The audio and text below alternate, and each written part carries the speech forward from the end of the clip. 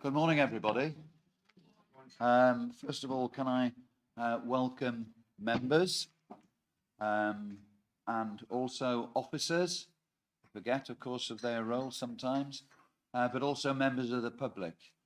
We have a public gallery where members are either observing or speaking on a particular application. So thank you all for coming this morning. Before we really sort of go to the agenda or formally attend to any other matters, I don't know if you've ever watched a Strictly where they read out the conditions which they have to do, but they sort of try to make it read out in an entertaining fashion. Well, we have a protocol, and then we have a. I'm not going to do that. Don't worry. It's not working. Yeah, I'm slow. Yeah, I'm not attempting that. I'm simply trying to explain that we've had one or two etiquette problems in terms of usage of microphones. So please will you listen to the following advice and adhere to it. This is basically for members, so public, don't worry too much. And if you're speaking, the microphone is up here, so that's a different matter.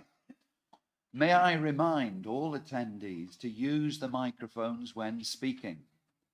Please remember, this is the difficult bit, to turn on the microphone when speaking, ensuring that you speak into the microphone itself or in the direction of the microphone. And once you have finished speaking, please turn it off.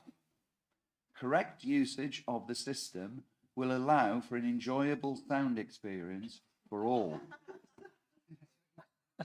Finally, you will find, hopefully this is correct, a laminated copy of the detailed instructions on each row.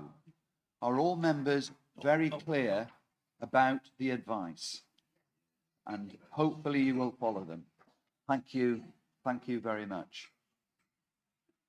We now go officially to the agenda, and the first item, declarations of interest. There are no declarations of interest, so we can move on. And for the meeting on the 6th of September, could we have confirmation of the minutes? I will propose. Happy to second. And could we vote on that? Unanimous? You weren't here, so okay, thank you. So Councillor Dixon indicates he wasn't here, so he hasn't been able to vote. Thank you. Also, substitute members. Could we hear if there are any substitute members serving today? Thank you. No substitutes on this occasion, Chairman, although I've had apologies from Councillor Ledger and Councillor Arnott. Okay, thank you very much. Thank you. I was going to say, in true pantomime fashion, he's behind you. So there we go. So you haven't been missed, Councillor Ledger. So you're very firmly here. So thank you for your attendance. We now move on to decision items, and we're going to go straight to item 3, and I'm going to hand over to the officers regarding a proposal for deferral. Yeah, thank you, Chairman. Item 3 on the agenda relates to a Balancing Pond Mill Farm Sports Village in Wesham. Unfortunately, following the preparation of the agenda, it came to light that there'd been an anomaly in the publicity for that application. So we haven't given the statutory period of to all relevant consultees on it. So to make a sound decision, I would ask that the committee defer the item today, and we will present it for the first time on the agenda to the following meeting, which is the 6th of November, I think. So I'm going to propose.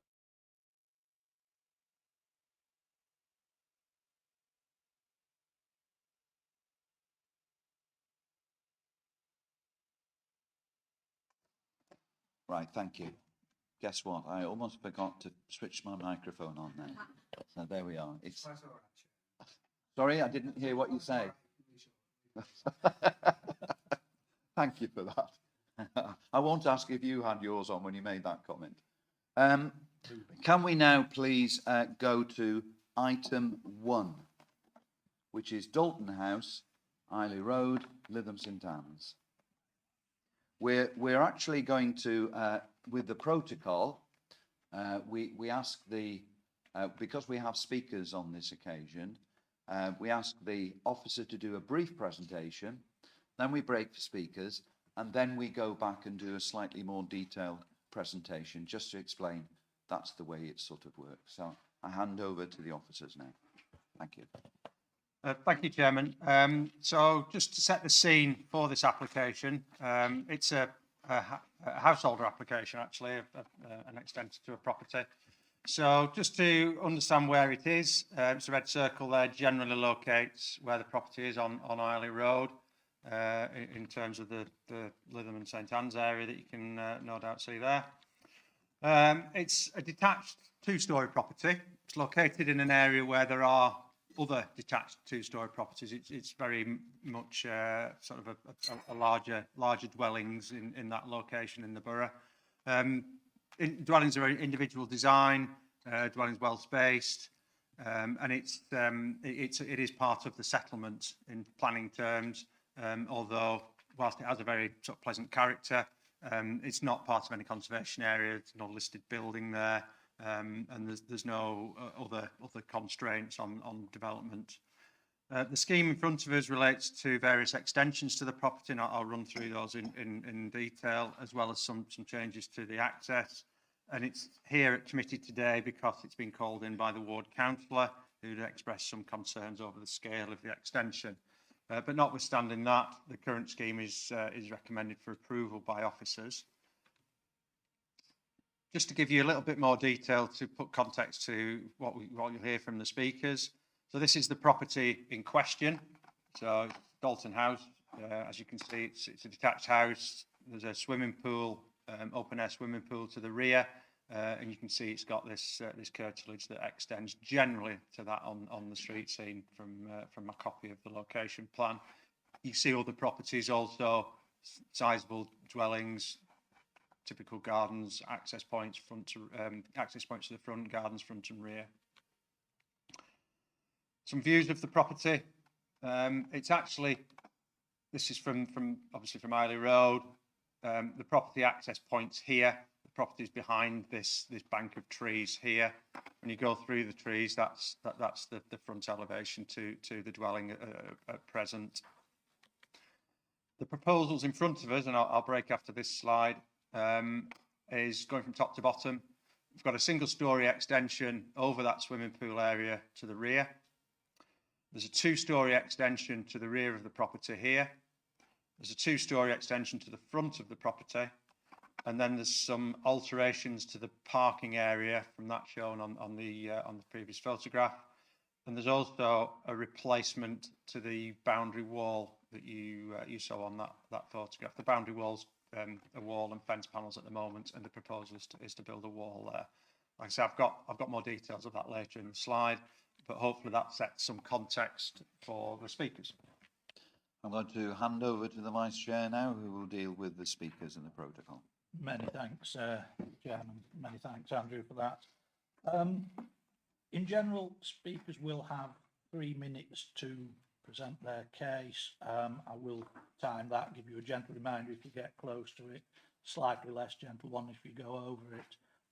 I'll remind you as each speaker comes forward of that. The exception to that is Councillor Michelle Morris, who, by virtue of being a councillor, constitutionally and theoretically has the right to speak for an unlimited amount of time. I'm sure that won't be the case. Without further ado then, Councillor Morris, if you'd like to.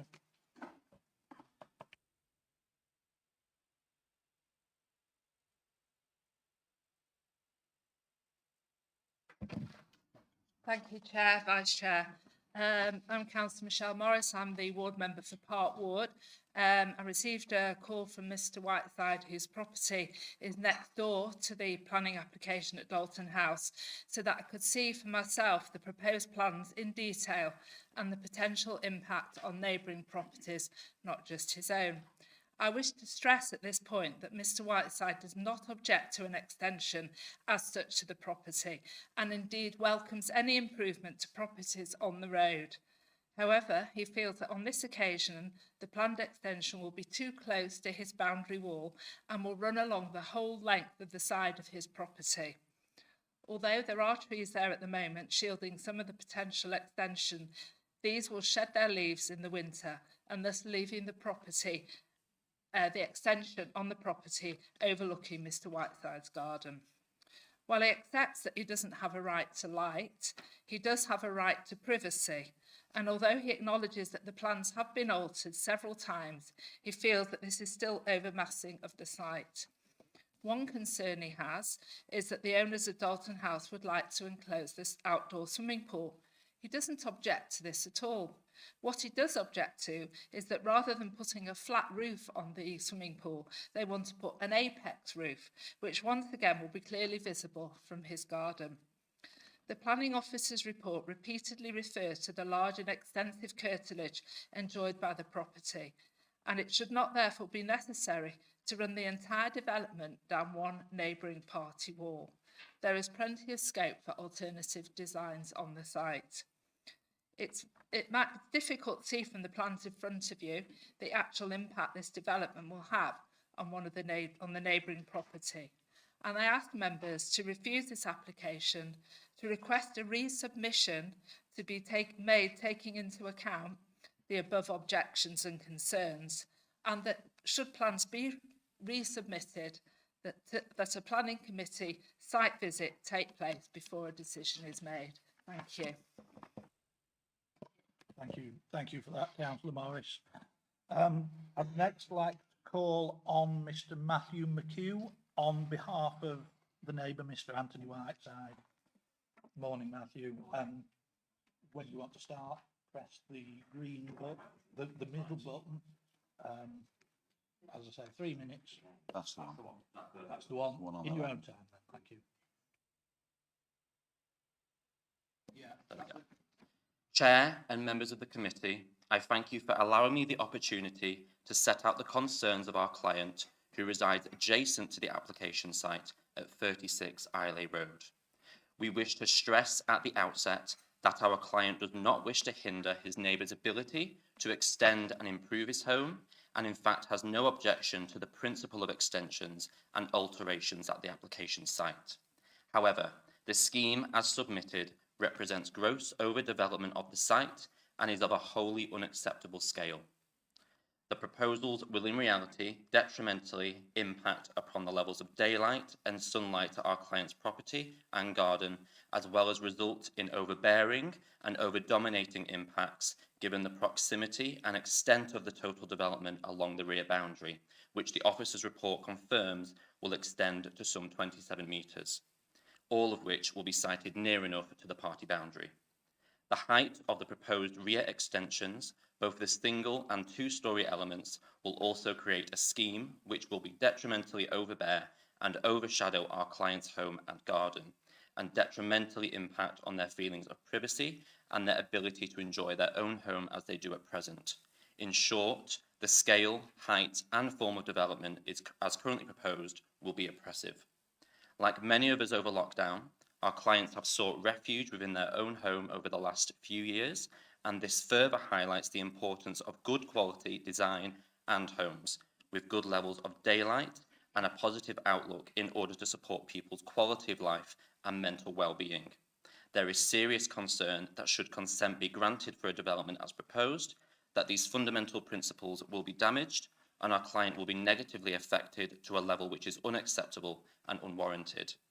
In assessing this scheme today, we would ask that you put yourselves in the shoes of our client who is objecting to this development and consider such a large-scale structure in close proximity to your home, part of which will be within 4 metres, will have on levels of daylight, amenity and quality of life. An impact which has not been justified, is contrary to the Council's design guidance according to the officer's report, and is of a level which is completely unacceptable.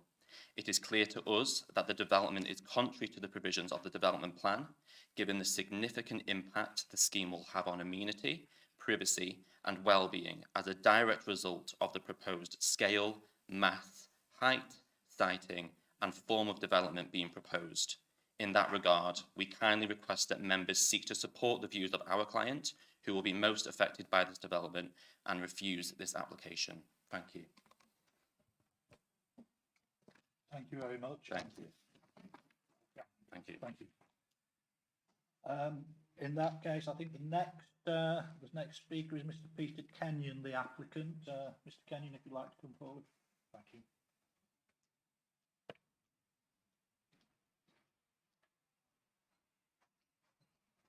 Left the microphone on.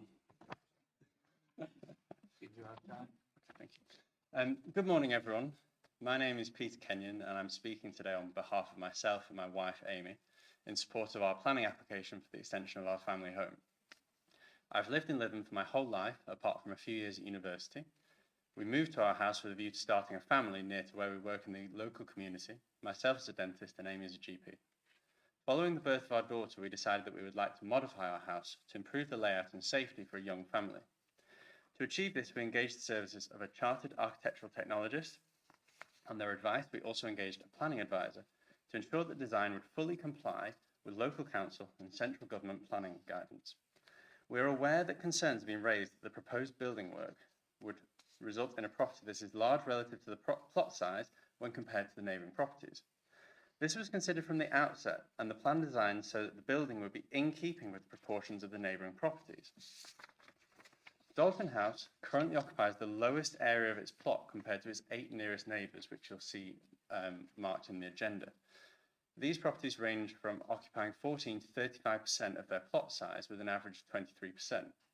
And even after the proposed development, Dalton House would be occupying the second lowest area of plot, 19%, relative to these neighbours. The size of the extension is therefore reasonable and has been designed to be sympathetic to the original house design. From the outset, we were mindful that the extension would be close to the boundary with the adjoining property. Despite the fact that the rear of the adjoining property is some distance from the boundary, the rear windows face in an easterly direction, and the proposed extension will only be seen very obliquely and with intervening trees, the design took into account our neighbour's amenity. The eaves level was set as low as possible, the shallow pitched roof angled away from the boundary, and we have amended the design at the request of your officers. There are also no windows overlooking the neighbour on the plan, so there will be no impact on their specific privacy. As the officer's report states, the matter has clearly been rigorously considered, with the potential impact on the neighbouring property assessed with utmost care. The clear recommendation is that the development is acceptable. The plan was submitted in February, and over the subsequent 8 months, we have been patient and made every amendment asked of us, which was included major revisions to the scheme. It is worth noting that on Eiley Road there have been numerous plans for large-scale extensions approved, both recently and historically, many on a much larger scale than our proposed plan. As I'm sure you can imagine, this protracted process has placed immense strain upon both Amy and I, and we hope that following this meeting, we will receive approval in line with the planning officer's recommendation. Thank you for taking the time to allow us to speak to you today. Mr. Kenyon, thank you. So that concludes the speakers. So again, can we acknowledge the time and commitment that members of the public have made to come and speak, and including Councillor Morrison. Thank you for your contributions. It is a very important part of the process, and members will be taking into account all the comments made and coming to their own judgments. I'm going to hand back now to the officer. Andrew, you're going to finish your presentation in detail. Thank you, Chairman. And then we'll go to the debate. Thank you. Right, just to familiarise ourselves with the property, this is one of the photographs I showed you earlier, and a photograph from Eiley Road. So you can see the entrance gate, you can see the property, and you can see the sort of the style to the property, which features this mixture of brick and render treatment and a mixture of hipped and gabled roofs. Some other views looking round the side. So the front is over here. This is looking from the side garden to the side of the property in the rear elevation. The swimming pool element that I showed you on the aerial image is over here. and then the neighbouring garden is beyond this vegetation in the distance. It's obviously walking a little bit further around so you can see the rear elevation of the property there, to put some context to the styling of and scale of the dwelling. And you can see the neighbour's property in the distance here. Completing our walk around the property, this is looking from the looking at the side of the property. Swimming pool, neighbour's garden, boundary treatment, sorry. Neighbour's property here. Again, swimming pool back at the house, and then you can see the vegetation on the boundary there. Finally, a couple of views from the neighbouring property. The first one is looking obviously from close to the rear of their dwelling, so you can see the application property here. And then this is taken from the bottom of their garden, looking back towards the property, to show obviously that there is some vegetation in that area. So just remind ourselves of the scheme. Single storey extension to the rear here, 2-storey rear extension here, 2-storey front extension here, and then alterations to the driveway and alterations to the boundary wall and access point. Going through those in some more detail, this is a comparison of the front elevation as it is existing and the front elevation as it is proposed. So you can see how the architects picked up the mixture of brick and render and timber panelling. The extension to the front is this area here. So we've got a 2-storey extension that's providing a revision to the garage area with habitable accommodation above, which is projecting forward of the existing situation. Same approach to the rear, existing at the top, proposed to the rear, so proposed to the bottom, sorry. So you can see there's 2-storey extension here, an element of 2-storey extension here, and then this is the single-storey extension that comes over the pool. Obviously, as a 2D drawing, it looks very flat, but I'll show you the side elevation next, and you can appreciate the scale of that. You can see there are also some other modifications to elevation treatments on the rear as well, as part of the scheme. And you can see that the design is picking up cues from the front of the property with the rendered and timber boarding treatment that's not currently present on the rear elevation. So this is the side elevation. So going from right to left, got the front extension here, so you can see how that's you've got that garage and then the accommodation above that I showed you. Then we come to the 2-storey extensions to the rear of the property, and then we've got this single-storey extension that is extending out clearly quite a distance as it covers the open pool area that's currently present at the property. I think there's discussion about privacy, or there was from the speakers, there was mention of privacy. You can see that there's no windows being introduced into this side elevation. There's no dorm, there's no windows in the roof. There is a lantern which comes onto the roof itself, but there's no windows in the roof slope that faces that property, or that boundary to the neighbouring property, which is a different situation to when the plans were first submitted, where there was actually a first floor over this element here with a balcony area to it. Finally, in plan view, this is the proposed ground floor plan to the left-hand side. The green areas being the new work. So we've got the 2-storey extension on the front, 2-storey to the rear, and then the single-storey over the pool.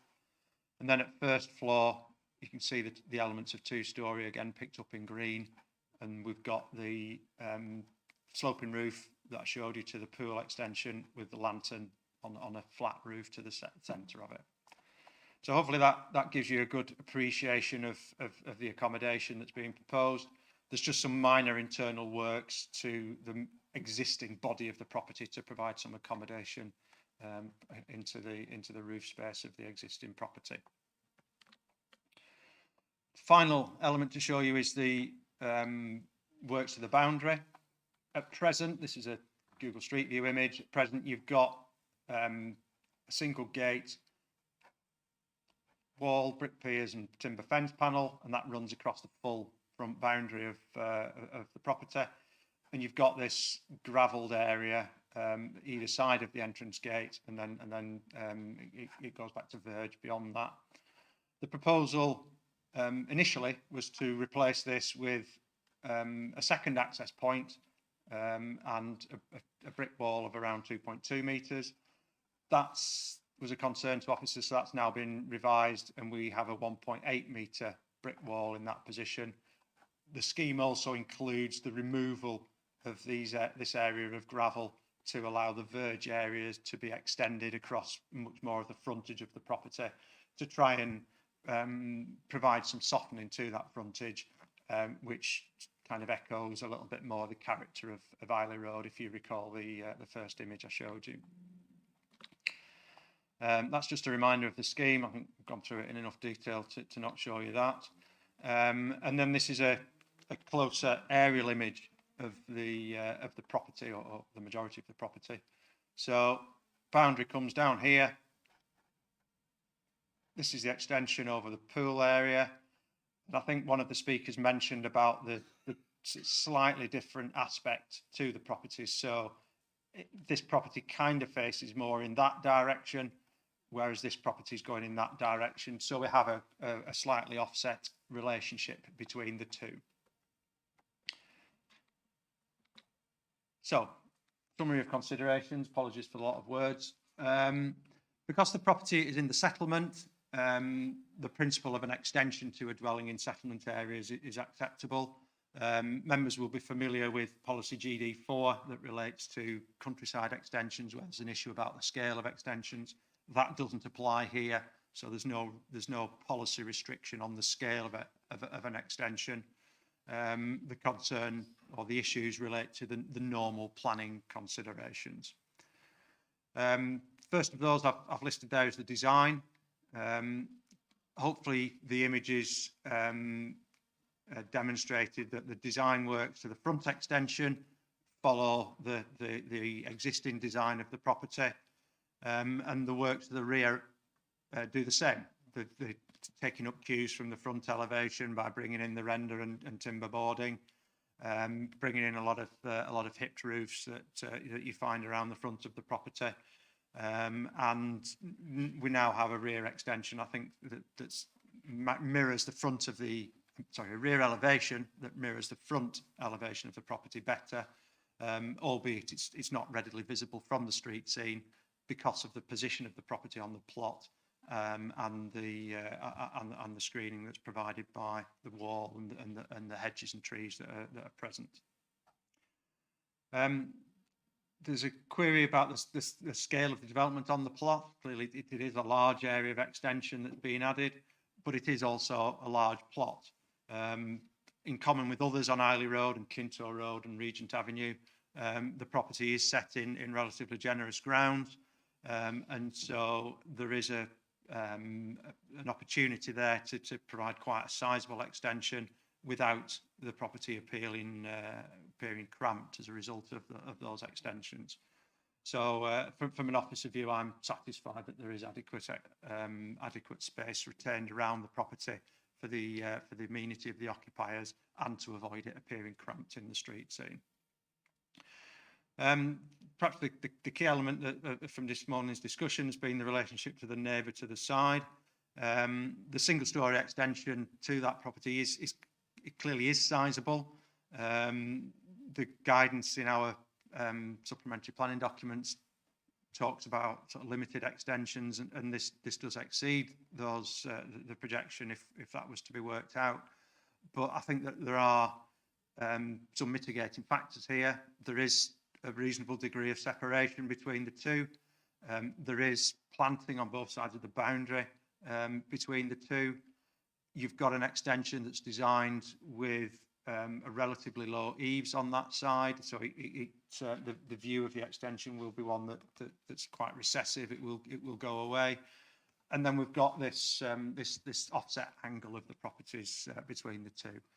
So as I said in the presentation earlier, when the scheme first came in, it was a larger extension over the pool. It was a two-storey extension. I think that's one of the elements that we have worked with the applicant to address. And now that we have a true single-storey extension in that location, feel that you know, the impact on that adjacent neighbour is at an acceptable level, and hence the recommendation today. Just looking at the other points on my list here, looked at the relationships in the report to the other neighbours, and they are all acceptable. The separation over the road and the separation to neighbours to the rear are adequate for an extension of this scale and nature and location. And then I've mentioned about the wall there, so we're looking to introduce the scheme looks to introduce some further planting to offset the slightly more urban treatment that the brick wall brings. So I feel that the impact of the development in the Isle of Road street scene is one that complements the street scene and is perhaps an enhancement over the existing even.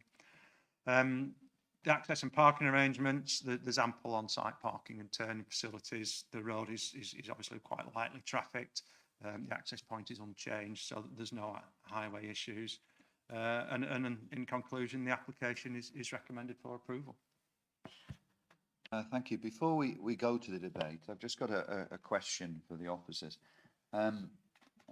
It's always one of the things that interests me when we have an application that has been subject to a number of revisions over a period of time.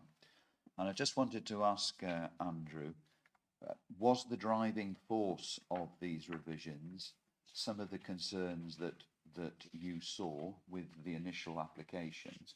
For example, mass and privacy, were they two ones? And just elaborate a little bit on that, please, because I think these are essential points to try and come to terms with.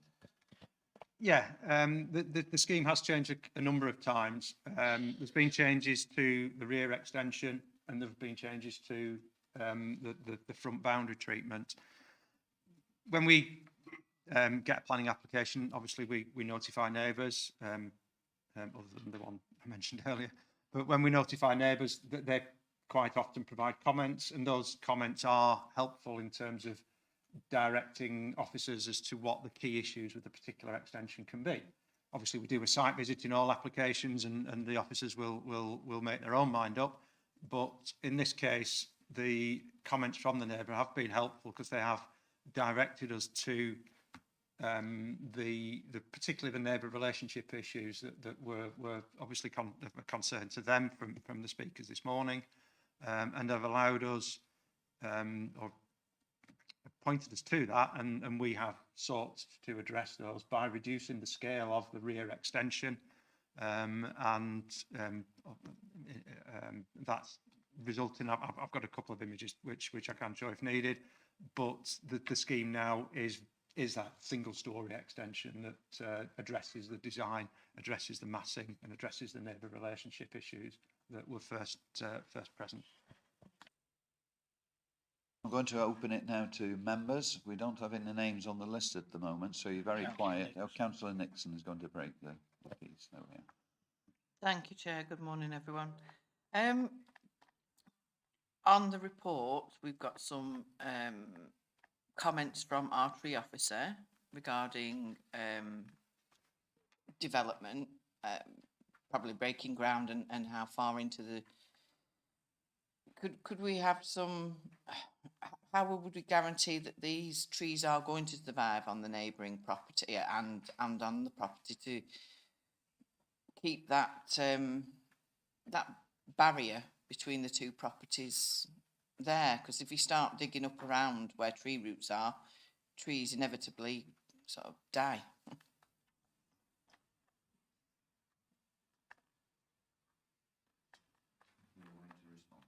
Okay.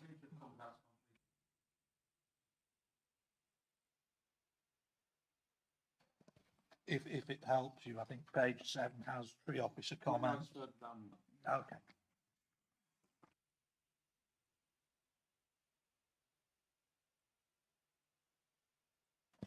Yeah, apologies for that. I would normally bring the agenda with me, and I thought I had, but I've only got half this report.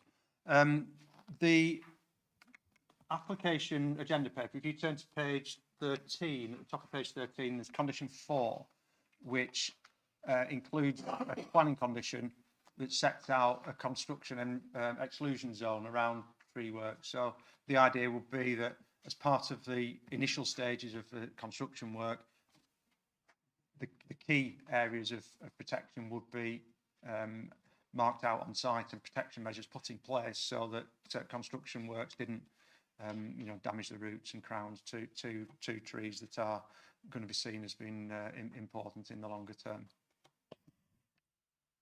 Thank you. I mean, to be fair, that's a really important point, isn't it, in terms of screening, etc., because it relates to privacy issues, etc. So thank you for raising that. Councillor Pittman. Thank you, Chair. I think I'm correct in saying you said there was planting on both sides of the boundary, on that side. Is this mixed, or is it basically deciduous that's going to shed its leaves? Is that choice of planting going to one of the problems that basically there's not going to be enough planting on that boundary?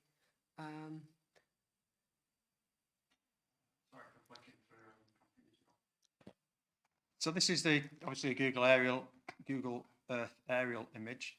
You can see from here that if that's the boundary line down there, there is planting on both sides of it. If you look at the image from the neighbour's property, you can see that there is probably a mixture of deciduous and evergreen trees in that location. If you look at the image here from the applicant's property, you can see perhaps more evergreen bushes and shrubs in that location. I think my summary slide explained that the acceptability of this is not down to solely there being vegetation between the two. It's down to other factors. It's down to the relationship. It's down to in terms of the physical relationship, the position, the scale of the extension, the design of the extension, the separation between the two. I think that the presence of landscaping assists in filtering views and perhaps obscuring views to a large part if it was to be retained as it is. But I don't think it's determinant in terms of the recommendation. I just think it's a helpful factor that contributes with others to that overall view. Before we move on from that slide, could you advise when those images were taken, please? When those photos I think these images were taken in the spring this year. They've been taken by the case officer as part of their site visit. Their site visit would normally be taken early in the process. If the application was submitted in February, I would say they would be submitted, a month or so after that. And Right. certainly from the lack of leaves on the trees there, that's the point that seems to pick that up, which would therefore, I get it you're alluding to. Yeah, it was, I think, a point that the neighbour's representative made about when the trees drop the leaves, and if we're seeing there that may not be the case. I think just If I can continue, just for completeness, I think that image is taken much later in the year. sure. Thank you. Councillor Evans. Thank you, Chair. First of all, I think it's a comprehensive report, and there's obviously a lot of detail gone into this particular one. I think it's a good design. If we move away from the boundary, I will come back to that, but overall, I think it's a good design.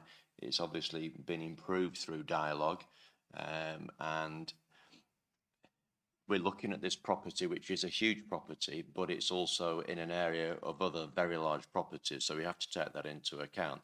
There's an awful lot of work and development gone on down Isley Road on an ongoing basis, so we all have to take that into account. Even though the Dalton House is a large plot, you possibly would say we wouldn't start from here, that the house in its present state is up against one side of that plot. So in order to extend that property, you are going to have to work in that area. I'm mindful to have a positive outlook onto this property. I do take into account the neighbours' concerns. It is very difficult to maintain that boundary planting in reality, and I know that from personal looking at other people's circumstances, that if you look at it from Dalton House, it makes complete sense. But I think it's Goodwood, the Whitesides property. You know, you don't want your planting to be affected by any development that goes on there. So I do think we could look at some conditionality that sort of says it's a very thin piece of land between where the pool building finishes and where the next door property starts. And so any remedial work that could be done to soften that is advantageous to the plan, but I don't think it's a deal breaker from my point of view. I know I'm not making an awful lot of sense there, but you know, if you start putting a spade in the ground, there can be some damage to some planting. Let's put that to the opposite. Okay, thank you, Chair. Legitimate point. Could you address some of the concerns there? Have we got conditions you think that are sufficiently robust to deal with that, Andrew? It's very similar to my answer to Councillor Pittman previously. That the condition 4 refers to this construction exclusion zone. It goes on to refer to the steps to be taken with respect to excavations that might be necessary in that area, which clearly will be need to do some for the foundations for the extension. So the idea there is to get appropriate protection in to place the least risk to damage to the boundary treatments on both sides of the boundary fence. I'm also being directed to condition 5 as well, which relates to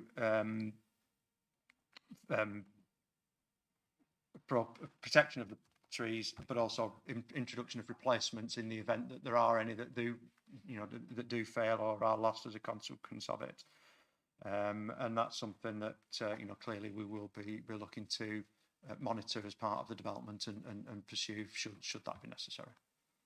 Councillor Evans, did you want to ask? Yeah, I mean, from my point of view, with those safeguards in place, which protects the neighbour, I don't have any problem with the application, and I'm happy to move.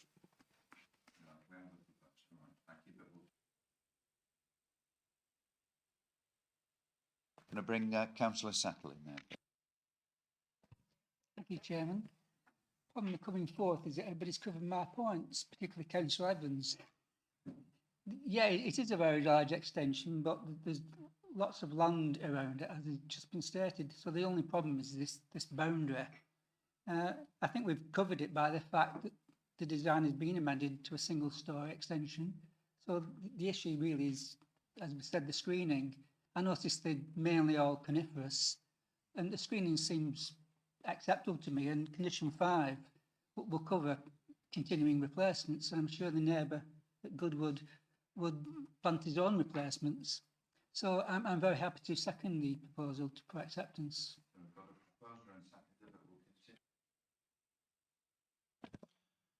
Thanks, Chair. Just looking at this, I think I'm in agreement with everything that's been said over there, but the big test for me is always, if we were going to turn it down, it's got to be on valid planning grounds.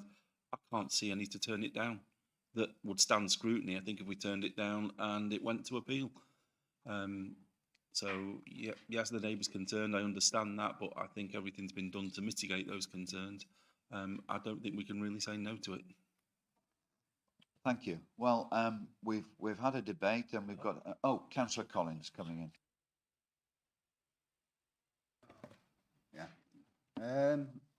Yes, Chair. The pool is where it is, so it's going to be enclosed. It's got to be enclosed where it is.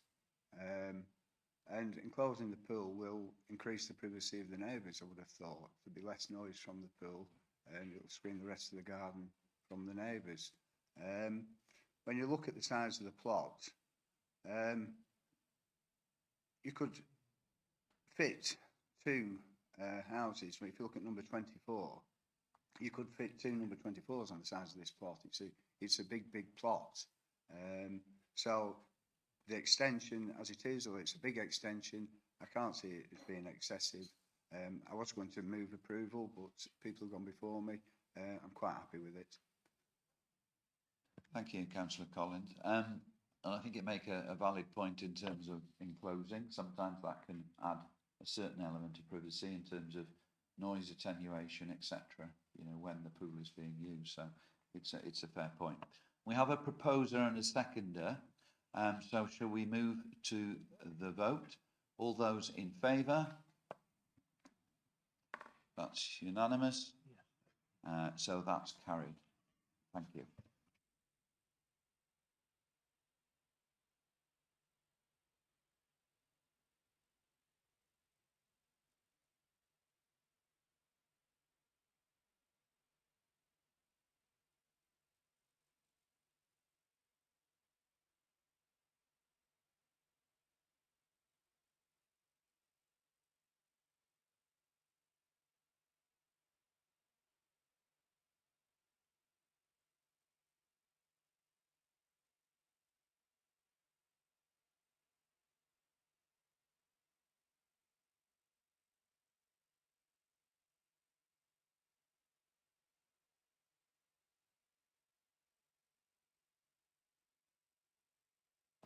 I don't think we have any speakers on item 6, to my knowledge. That's correct. Thank you to the speakers on the previous item, by the way. So we're going to have the presentation by the officers, and then we'll have questions and the debate in the normal way. Page 82, sec for anybody who's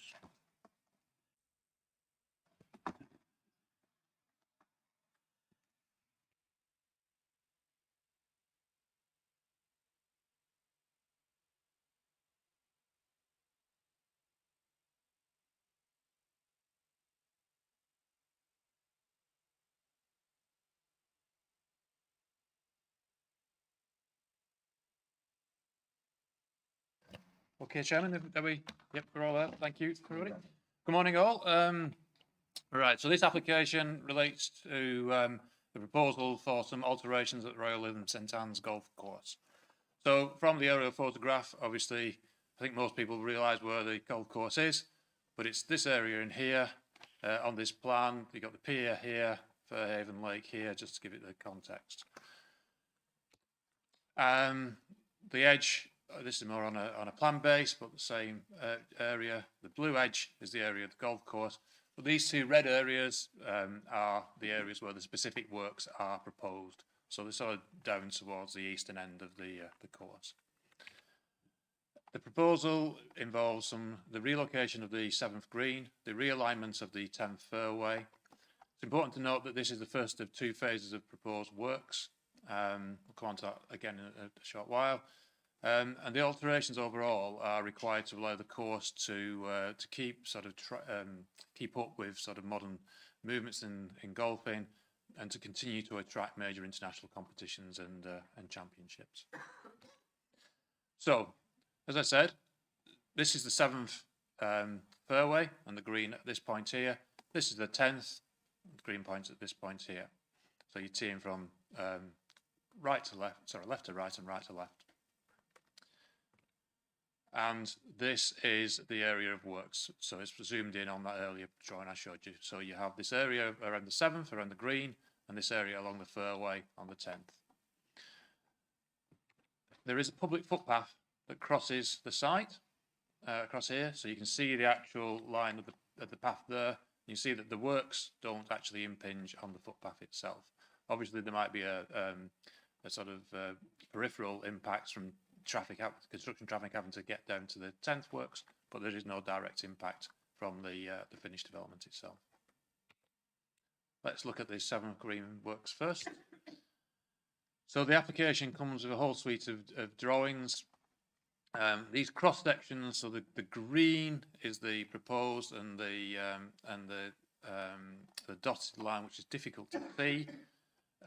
These are the cross sections that they relate to here. So you can see there's a difference in landform, but there are all these details of the contours. So there are detailed plans, but the easiest way to look at it really is to look at this one, The black dotting is the edge of the fairway and the green in there. And the idea is to move this slightly further to the south. So effectively the green is just slid across almost so that the southern edge is now on the northern edge of where the green would be proposed. There are some ancillary changes to the way in which they access to the other fairways, the other tees. This is the 8th tee, so once you come off there, back to here, and then down the 8th. So there are some changes to the bunker positions as well proposed. You can see the dotted where they are at the moment. So, and these areas are the proposed bunkers. And helpfully to try and demonstrate that, this is the 7th green in here, and the proposal is there's an artist's impression of what will happen. So again, moving the green across to the left. So that's as it is now, and that's as it's proposed. So as you can see, this area here, this dune, is pushed across here, and then you can also see some of these bunkers move slightly. So that's the 7th. Moving on to the 10th. Again, you can see the proposed and existing contours, or you could if you had good eyesight. But again, the contour drawings are there. And to help clarify that, at the moment there is this waist that's created, so a narrow point on the 10th fairway at this point, which apparently is where people sort of are generally driving to these days. So hitting the ball to about this point. So there's a proposal to widen the fairway at this point, along that point there. And then because that is dune, create some additional dune to compensate in this area here. So once again, we have the aerial photograph. So this is looking the opposite direction to last time. And you can see this area here, it's sort of pushed back, and the dune is moved back into this area here to create a wider area there. And there are just some general improvements to the form of the course in this area. And then when you're actually stood on the tee, if you ever get the chance to do that as a golfer, not a sport that I play, so I won't get that chance, you can see this area here, and that's sort of pushed backwards. So it's from as it is now and being pushed back, and this new dune created beyond. So pulling everything together, and the vegetation changes. So like I say, this is the changes to the 7th. This is the changes to the 10th fairway. So key issues for consideration. Generally, there's policy support for promoting and improving the golf courses in the borough. Those are really set out in the vision and objectives of the local plan. But clearly, there's a need to avoid adverse impact on ecology. There is a biological heritage site that covers much of the course, and that's because of the rare dune habitat and protected species, in particular common lizard, are present on the site. So the application is supported by a whole suite of ecological studies that have been prepared by competent and well-qualified ecologists, and these have been prepared and looked at by our ecological advisors, who are the Greater Manchester Ecology Unit, GMEU, and Natural England. So they've looked at those, and they are satisfied that the works can take place without adversely impacting on the conservation value of the biological heritage site. So I think that is the key issue in the consideration of this application. There are other issues, drainage. So there is an existing drainage network. The idea is to improve the drainage of the course by these drainage connections that connect into the existing ditches, and then it drains off actually to the north. So there are those works. They're generally buried in pipelines, so they're under vegetation. So this is just a detail of how that will be done. The drainage engineers from the council has looked at that. He's satisfied with that. I think he had some minor suggestions how it could be improved if he was doing it, but I don't think there are issues that necessarily affect on whether the scheme is acceptable or not, but those comments have been passed on to the club. Impact on the right-of-way, as I said earlier, there is a right-of-way that runs across the site. There is no direct impact on it, but obviously during construction of this area, there will be potential for traffic crossing, and there is a condition that's proposed that would look at how the safety and the continuous operation of the footpath would be operated and the safety secured during the construction period. Neighbour amenity is another point that's been raised. We have had some comments from neighbours. One of the main comments that's been raised is about errant balls coming onto Arundel Road, I think it is there, isn't it? So as you can see, the tee here going slightly away from the road, there is an area which remains between the fairway, and then you've got the railway line, then you've got the roads and the houses. And whilst the green is slightly closer, you know, you've still got the 8th as you go down there, so it's still a reasonable distance. It's not bringing it right up to the boundary, etc. And then finally, the phased nature of the works has been mentioned. It's important to note that these works on their own can stand alone. It's not, you know, this doesn't sort of create a precedence that needs a later application to be approved, so that we don't sort of establish a precedent here. So they can stand alone, and there is a reason justification for bringing it forward in 2 phases, and primarily that it takes a long time to have a green to be established to championship level, and so these works need to be done as soon as possible. It may well be a future application isn't approved, and we wouldn't want to prejudge that. Like I say, so they can stand alone, but if in the events that those works are coming forward, it gives an opportunity for the green to become established. So the conclusion, the improvements to the course are supported by the vision and the strategic objects of the local plan. There's no negative impact on the conservation value of the biological heritage site, subject to the conditions that are set out in the agenda paper. And so the recommendation is planning permission be granted subject to those conditions. Thank you, Chairman. Thank you. Now, before I bring Councillor Settle in, just a contextual contribution from me in terms of how we judge this. Reading the report, it seems to me that here we have a planning judgment to make, and as usual, it's balancing up various factors.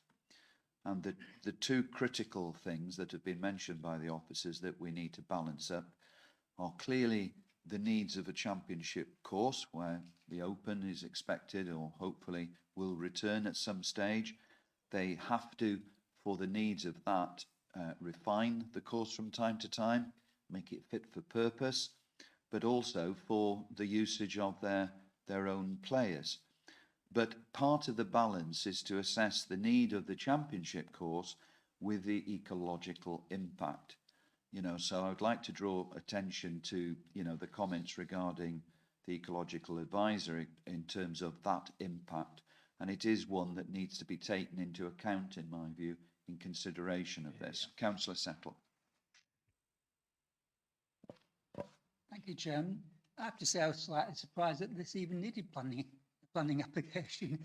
Such an open area as a golf course. But having said that, I fully understand what you said about the ecological impact. But judging by the number of experts that have confirmed it, I'm very happy with that.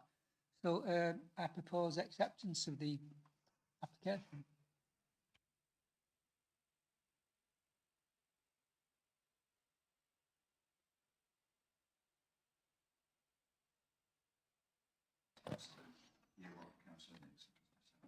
Yeah, I'm just quite, again, I was surprised it needed to come to planning, but that is what it is.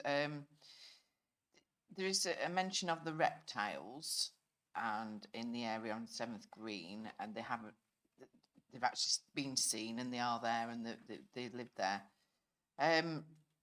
Is it possible, do you think, I know they'll sort of like disappear when people start moving things and maybe they just got to live in a different area of the course sort of thing, but obviously they are in that vicinity, so, and they are a protected species, so all the mitigating factors have been put in place to protect them, haven't they? Yeah, that's, I'm just... Yes, please. So yeah, just the other point about the, because this is an engineering operation, there's so much earth being, or sand or whatever being moved, and that's why it needs planning permission, because it's an engineering operation. In terms of whether it comes to committee or is dealt with under delegated authority, any major application, which in terms of these applications relates to the area of the application site, if it's regarded as a major, our scheme of delegation requires it to come to committee. So that's why it's before you today for consideration. In terms of the impacts, I think there's the fauna and the flora, which are clearly important. Floor is relatively easy to deal with because it doesn't run off, doesn't move around too much. So the club already have made alterations to the court in the past, and are well experienced in how to move the areas of soil, etc., with the plants in it, and to create or recreate the habitat and move the habitat. They're well experienced in that, and I think the ecologists were sort of reassured by the fact that it's not just a theoretical thing; it's something that they've done before. So I think that was that. In terms of things like reptiles and amphibians, although there's not been any amphibians found in the surveys on the site, but quite often, when you're driving down the side of the motorway and you see work, you'll see these sort of low polythene sort of fences, really. And the idea of those is that what you do is that you put that around your area of works. Ecologists will look in the inside and sort of potentially relocate any animals they find outside that area. Then that stops them coming back in during the works. Then you take that away afterwards, and then they come back into the area. Now, there's a condition in the report that requires sort of an ecological methodology to be submitted and followed, and that's the type of information that will be covered in that, and how you stop in this case sand litters coming back into the area of works. So you keep them out for the duration of the works so they don't get harmed, and then once the works are finished, you take away the barriers and they can come back in. Thank you, Jim. If there are no other contributors, we've got a proposer. Speak, or was she simply seconding? I think it was Councillor Settle that proposed, wasn't it? And then Councillor Collins that seconded, yeah. So all those in favour? That's unanimous. Thank you for that.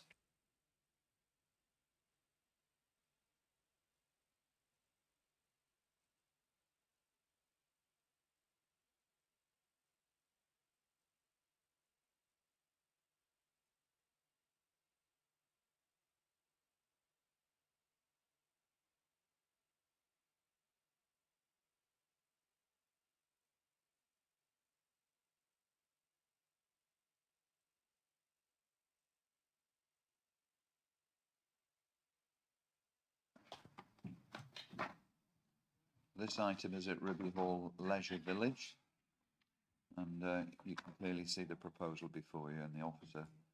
We don't have any speakers on this particular item, so the officer will complete a normal presentation, and then we'll have questions, queries, and then the debate. Thank you, Chair. Good morning, everybody. So yeah, the next item on the agenda is at Ruby Hall Leisure Village in Ray Green. Consent is sought for demolition of an existing building and construction of a 2-storey part 3-storey entertainment centre. That includes uses such as those in front of us: arcade, soft play area, karting, clip and climb, adventure golf, bowling alley, pool golf, virtual reality, shuffleboard, shop, cafe and bar. There's quite a lot in there. So the site is as per the red image on the right hand side. The blue edge defines the curtilage of the leisure village. The image on the left hand side, that just defines, gives a bit of context to where the application site is. We have Ray Green to the west, and we have Blackpool Road, A585 running into Kirkham to the north. This is the main roundabout that splits to go towards the motorway in Mill Farm, running in a northerly direction.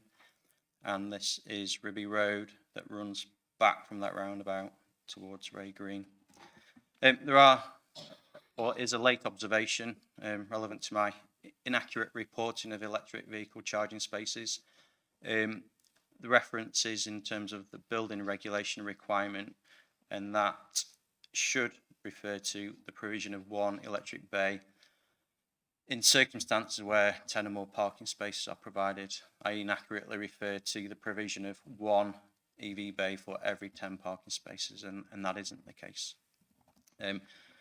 The applicant also has to provide cabling for 1/5 of all spaces, so that will enable them to provide additional spaces in the future as demand dictates. On top of that, the applicant has also confirmed that they do intend to provide more electric charging spaces, but can't confirm numbers at the moment due to insecurities about how much electricity provision will be required from the scheme. The site itself and the leisure village is allocated as a large developed site in the countryside as per our proposals map. Just a little bit more detail about the application site. The red lines, they demonstrate the extent of the application site.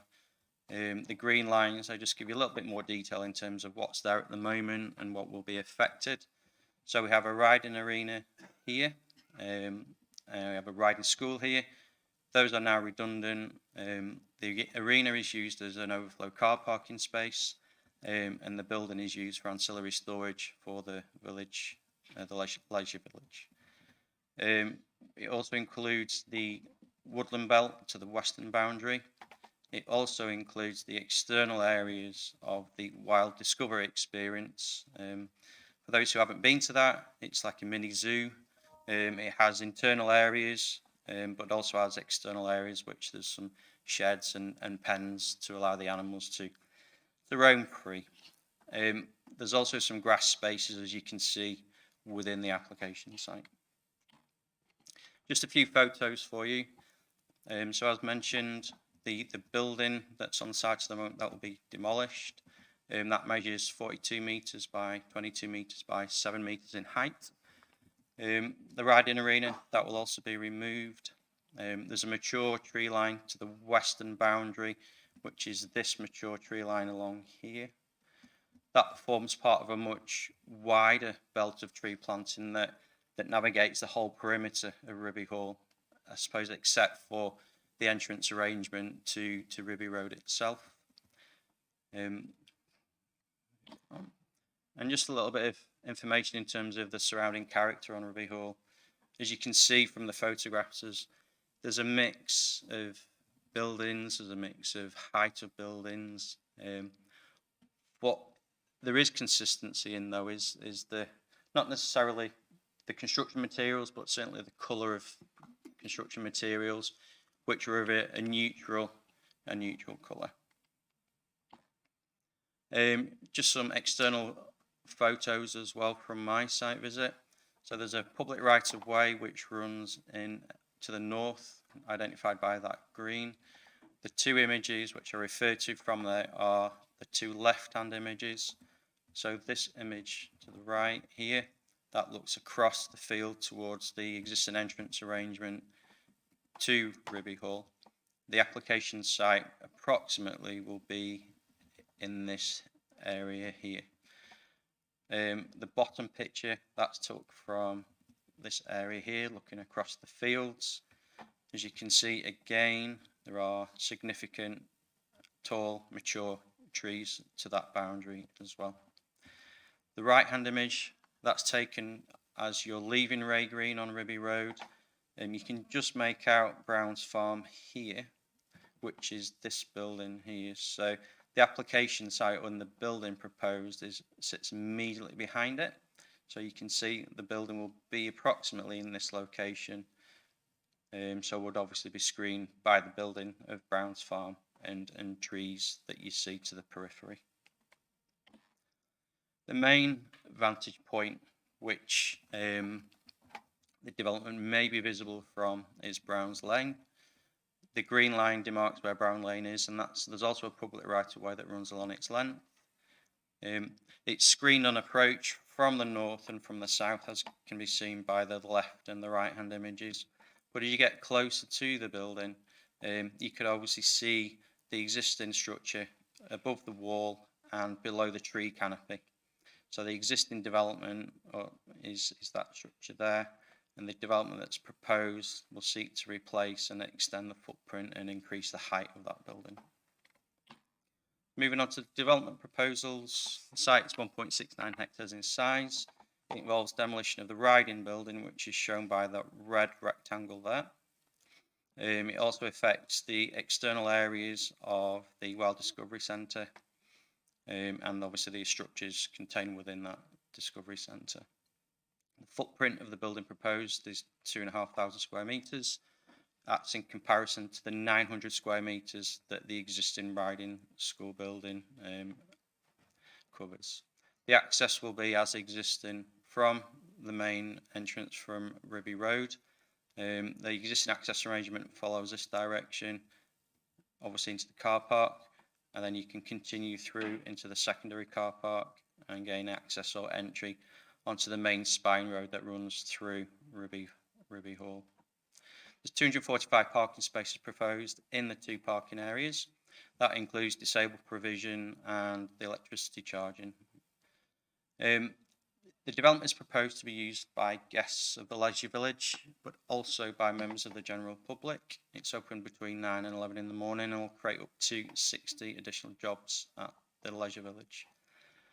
The proposals include retention of the mature trees to the west hand boundary of Ribby Hall, but it will also include new tree planting to plug these gaps in here, as well as provide more smaller specimens which will help to diminish the visibility of the new development from Browns Lane when you look underneath the existing tree canopy. The hard landscaped areas, such as the car parking areas, they'll be softened by trees, and the parking spaces, as opposed to being tarmac finish, will be a grasscrete finish. So those aren't familiar with grasscrete, it's a drainage solution. It's designed as, it's almost like a honeycomb shape, which allows grass to grow through it, but that also allows water to percolate through as well. Building appearance. The red shaded images on the right hand drawings, they illustrate the scale, so the height of the existing building on site to be demolished. Just bear in mind that that building is 7 metres in height. When the initial scheme came in, there was concerns raised by the overall scale, the height and the industrial appearance of the scheme. So the revision's been sought. So the existing drawings are those on the left hand side, and the revised drawings which we're considering today are the ones on the right hand side. We had revision to improve the design and reduce the height. The overall height as originally submitted was 17.5 metres to the top of this lantern feature, and that's been reduced to 12.4 metres to the top of the flat roof, 3rd storey of the building. The mansard height, which is this height here, that's been reduced from 11.6 metres down to 10.6 metres. The blue lines I've just put on there to try and show you effectively how the building scales have changed. So we can see the top of the 3rd storey is just coming in above the top of where the original mansard was. We can also see that the proposed mansard roof now is set below that was originally submitted to. The other changes that we've had to the scheme, we've got some soft curves to the building corners. We've also incorporated natural materials. The mansard will be clad in a timber shingle, and it'll have stone columns, and the dormers, while shown in a yellowy green colour, they are proposed to be a bronze clad colour. The building will not exceed the height of the existing trees to the western boundary, so they're illustrated by these greyed out trees on the right hand side of the photographs. The coloured trees are the new planting, so you can see the smaller specimens which will act to reduce the visibility, as I said before, beneath the existing tree canopy of the building. The western elevation of the building that faces onto Browns Lane, that's the rear elevation of the building. Now, the original scheme that came in was very industrial-like in appearance, so obviously the scale of the building combined with the visibility from Browns Lane, concerns in terms of streetscape and how the development will be perceived when looked from the outside. For that reason, obviously, we have raised concerns, and we have had the revision that's set to the bottom image.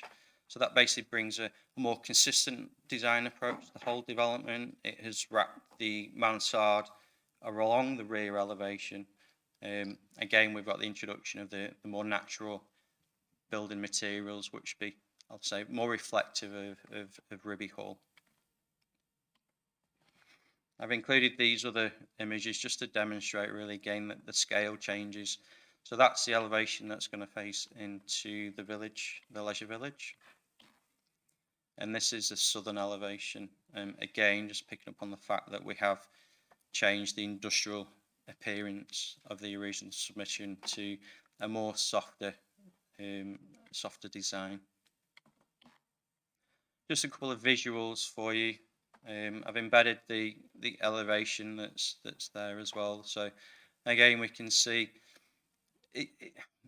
it's a tall building, but nonetheless, the design, the construction materials certainly help to assimilate the development into Ribby Hall. So, main issues, principle of development. As I mentioned, sites, a large developed site in the countryside. There are a number of other large developed sites. The one I can think of is Wheaton Barracks, just to the north of Wheaton.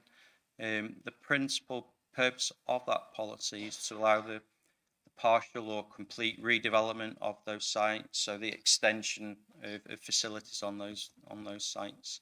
That is subject to certain criteria as discussed below.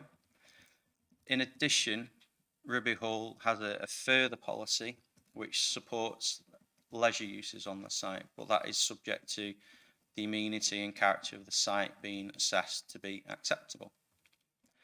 So the entertainment building proposed, that does provide for leisure uses, so is compliant with policy C6. There are a number of ancillary uses, such as a shop, a cafe and a bar. They are, however, ancillary. You would expect those kind of land uses to be within that kind of facility. So people who obviously using that would want to have a drink, refreshment, snacks, those kind of things. So on that basis, the principle of development is considered to be acceptable. Notwithstanding that, though, all the uses, the leisure uses, the retail, those kind of things, they all fall within Class C. Class C includes retail per se. So in theory, without restriction, we could lose the leisure uses and the whole building itself could become retail use. So to protect our town centres, because of the outer centre location, then we consider it necessary to restrict the land uses applied for to make sure that just leisure facilities are provided. Landscape and visual impact, GD5, EC6 and ENV1 all look to protect our countryside, to preserve its natural quality. The leisure village, it's been developed so far so as to minimise its rural landscape, and that's formed primarily by the perimeter of belt of trees, making sure that development doesn't either remove them or undermine their longevity, but also by the buildings that are proposed, which are set to a much lower level than those perimeter trees. The site is previously developed, so other than the perimeter trees, it doesn't really provide any kind of positivity to the character of the openness or the rural landscape. The views of the development proposed primarily are going to be from Browns Lane.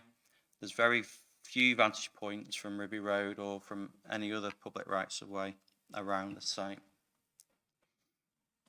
So due to the scale and visual appearance of the proposed landscaping and that to be retained, it's considered that the development won't have any harmful impact on external views or form a prominent feature in the countryside. Design-wise, policy GD7 expects high standards of design. I won't go into the detail in my presentation, but from an officer perspective, I think the revisions that we've got into the scheme now provide for that high standard of design to make sure that it doesn't dominate and actually harmonises with what we have in Ribby Hall at this present time. Highways-wise, GD5 requires development to have an acceptable impact on highway safety and improvements to public transport. The access is via the existing leisure village arrangement. There are 2 parking areas. 245 spaces are proposed, which does seem a lot. That parking is going to be used by obviously people who are frequenting the entertainment centre, so those who are holidaying on the village, but is also for members of the public. It also needs to accommodate the car parking for the Wild Discovery Centre and also the overflow, which has been demonstrated through use of the existing menage on the site. The Highway Authority haven't raised any objection to the proposals, but do require the enhancement of 2 bus stops, which are on Ruby Road outside the main entrance. Flood risk and drainage, I've mentioned this because there has been concern raised by Ribby with Ray Parish Council and a ward councillor as well, and that's relative to existing surface water flooding to the junction of Browns Lane and Ribby Road. The site is within flood zone 1 and application was accompanied by a drainage strategy. That drainage strategy ensures that the water from the development will drain into the watercourse on Browns Lane, but that will be a restricted greenfield runoff rate. And on that basis, the statutory bodies don't have any objection to the development. No other technical issues, so recommended to grant consent subject to condition. Thank you. Before I bring in Councillor Dixon, I'm glad to see that one of the concerns with a development like this is that potentially you could end up with a retail village, you know, on the edge of the town centre. And as somebody that's been very much involved in promoting town centre development and enhancement, I was pleased to see that the level of protection in terms of future use is there. We know there is one shop in there, but you would expect that as an ancillary use in terms of that particular entertainment centre. But in other words, we are not going to see a burgeoning of retail units on this particular site in this application anyway. Yeah, that's correct. As I mentioned in my presentation, the general permitted development order and the land use classification order, they were altered in the last couple of years, and it's grouped a lot of uses which had individual classifications together into Class C. Without restriction, the leisure use could change to a retail use without planning permission. Obviously, with it being in the location that it is, if those retail uses were to come forward, then that could significantly undermine Kirkham Town Centre. As we all know, the town centres within the borough are suffering decline through changing in shopping habits, those kind of things. Vacancies are rising, so it's important that we don't further encourage the erosion of our town centres. So it's felt necessary to put the land use restriction on, but also restrict the floor areas of each ancillary use, so the cafe, the shop and the bar area. Thank you. Councillor Dixon. Thanks, Chair. Just a few things. I think on the retail side of things, I think there's no worries there. If anybody's going to a holiday park to do their shopping, then they must be very, very wealthy these days.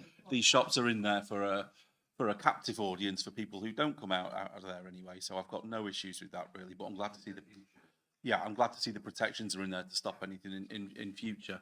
I didn't like the original designs that we've just seen a picture of. I think the revised ones that the officers have got to are fantastic. I think the materials and everything looks perfect. I think it's exactly what you'd expect to see on a site like this. It's not overlooking anything. It's not in any way. I have no problems with it at all, other than the lead local flood authority raising no objections, because I've stood on Browns Lane and watched water pouring off the site from that exact point. And I suppose we're stymied really because the lead local flood authority say there's no objection there, so we can't use that as an objection. But I do hope that this scheme takes more water away in the new drainage system than the scheme itself creates, because I think 3 times I've stood down there with members of the lead local flood authority scratching their heads, wondering what to do because it was flooding so badly. Now, there were some other mitigating factors further down the road as well, but the flooding is a concern. Other than if officers can, reassure us that that's fine, I have no problems with the rest of the scheme whatsoever. In fact, I'd welcome it. I'm going to take that concern there, Councillor Dixon. It's a legitimate one. I'm sure one that we've all shared reading the report. Back to Rob and get a Thanks, response. Councillor. Yeah, I'd say the issue certainly was raised by the Parish Council. And I'm humbled to hear that you've been on site with the lead local flood authority as well, so they certainly are aware of the issues. I don't know the ins and outs of the existing drainage arrangement, but I can only assume that a lot of the flows that run into the watercourse along Browns Lane are unrestricted at the moment. The development will provide a restricted rate. So the 5 litres per second is based upon a green field, as opposed to water falling on a roof and then flowing unrestricted into the water course. So it will be drip fed into the water course. I say that they don't have any objection. They don't have any objection, but they do require conditions, and that is to agree the final surface water design. Okay. Sorry, did you propose it? Okay, thank you. We'll go to Councillor Evans, then Councillor Nixon, and then Councillor Settle. Thank you, Chair. I'm happy to second. As a rural file councillor, I think it's a fantastic site. We spend a lot of time in council discussing the merits of tourism in St Anne's particularly, but also in Lytham. So to have an area in rural file which is a tourist destination and also a source of employment for young people as well as more full-time jobs is a big win from my point of view. I think over the years the site aesthetically has been improved with each, whether it be the pond, the lake, with the properties around there, and this is just the next stage of that. The owners obviously have got a long-term plan for investment in the area. I'm really happy that the officers have entered consultation to improve, as Councillor Dixon said, because I do think that the revised plan is far superior to the original.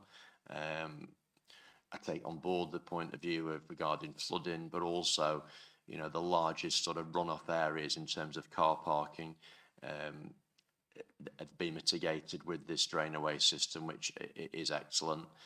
I think it's in the owner's interest to make the area as aesthetically pleasing, planting wise, as possible, and so I'm more than happy to second it. Any new employer of more jobs for the rural file is welcome from my point of view. Thank you, Chair. Thank you. We've got a proposer and we've got a seconder. Did you want to come in, Vice Chair, before Councillor Nixon? I was just going to very briefly reflect what Councillor Evans said as a St Anne's councillor rather than a rural councillor. On those very rare occasions when I want to turn my back on that beautiful beach, we have been on numerous occasions out to Ribby, and it's exactly as you say. It encourages rural tourism, which we all want to do, and it encourages job creation, which again we all want to do. Thank you, Chair. As my role as lead member for tourism and leisure, it's a great success story. It is an absolute asset to our borough in the rural area, and I just agree with all the colleagues that have already said more jobs, more. It's a great project. Thank you. Thank you, Councillor Nixon. Councillor Sattle and then Councillor Pittman. Thank you, Chairman. Can I also compliment you on the revised design? Absolutely wonderful design. The original one, when I saw it, I thought the tower was like a guard tower or something. It was awful. So, compliments to getting that amended design. I can't. It's the architect. I just say there's an issue. Yeah, it was awful, but the revised design is absolutely wonderful. Yeah, I only have one very small query. You mentioned, I think, briefly that it might affect the Discovery Centre. Has the curtilage of the Discovery Centre been reduced a bit? Because it's one of my favourite features, that.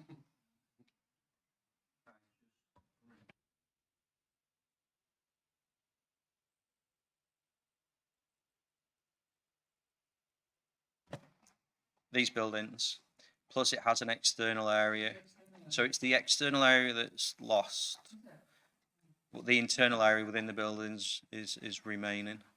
I don't know whether or not there's intention to relocate somewhere off-site. Obviously, they do have animals which need to be outside, so.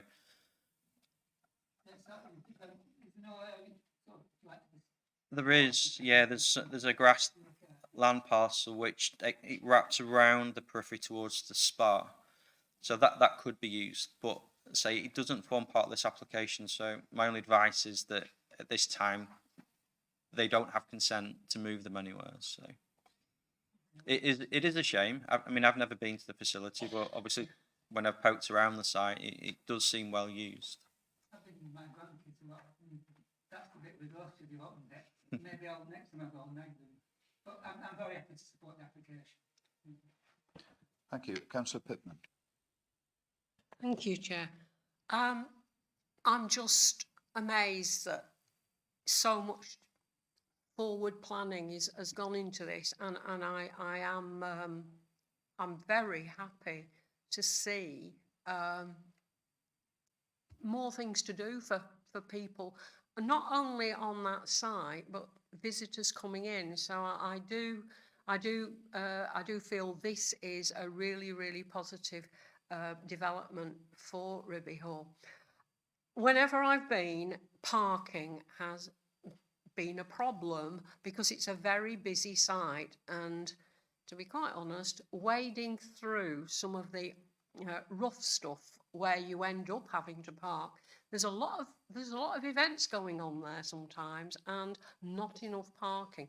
I would hope that whenever they do develop parking areas, they take on board the sort of drainage that they are proposing here, because parking is a huge problem, particularly when outside events and the public arrive in their droves. It's a popular site, but this is a real improvement, and I'm pleased to see it happen. Thank you.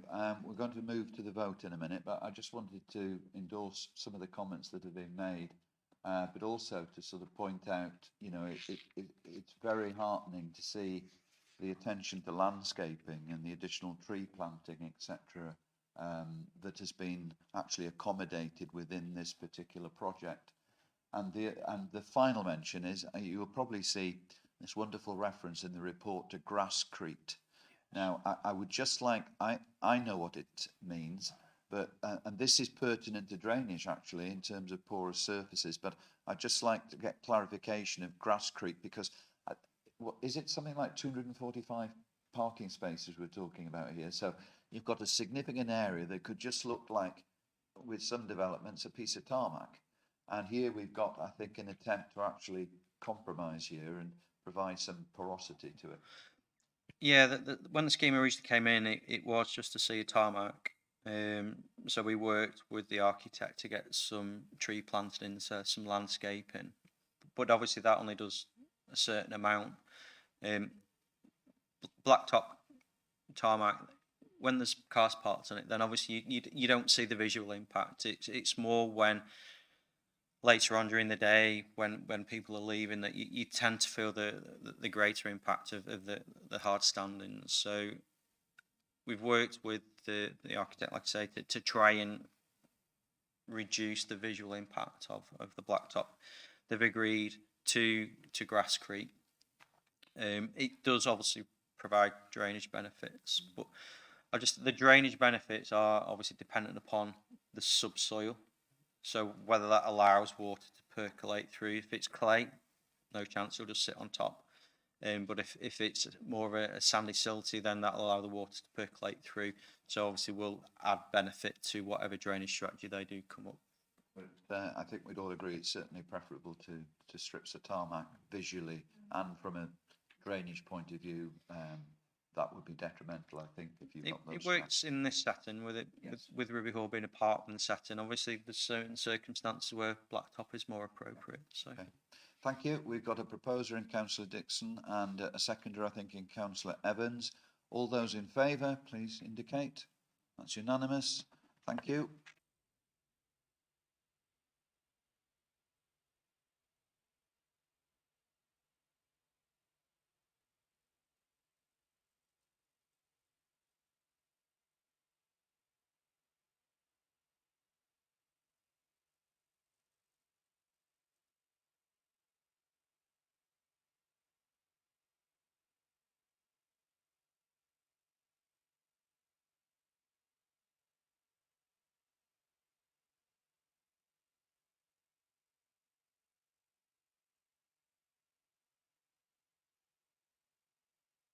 After this item, we'll proceed to item 4.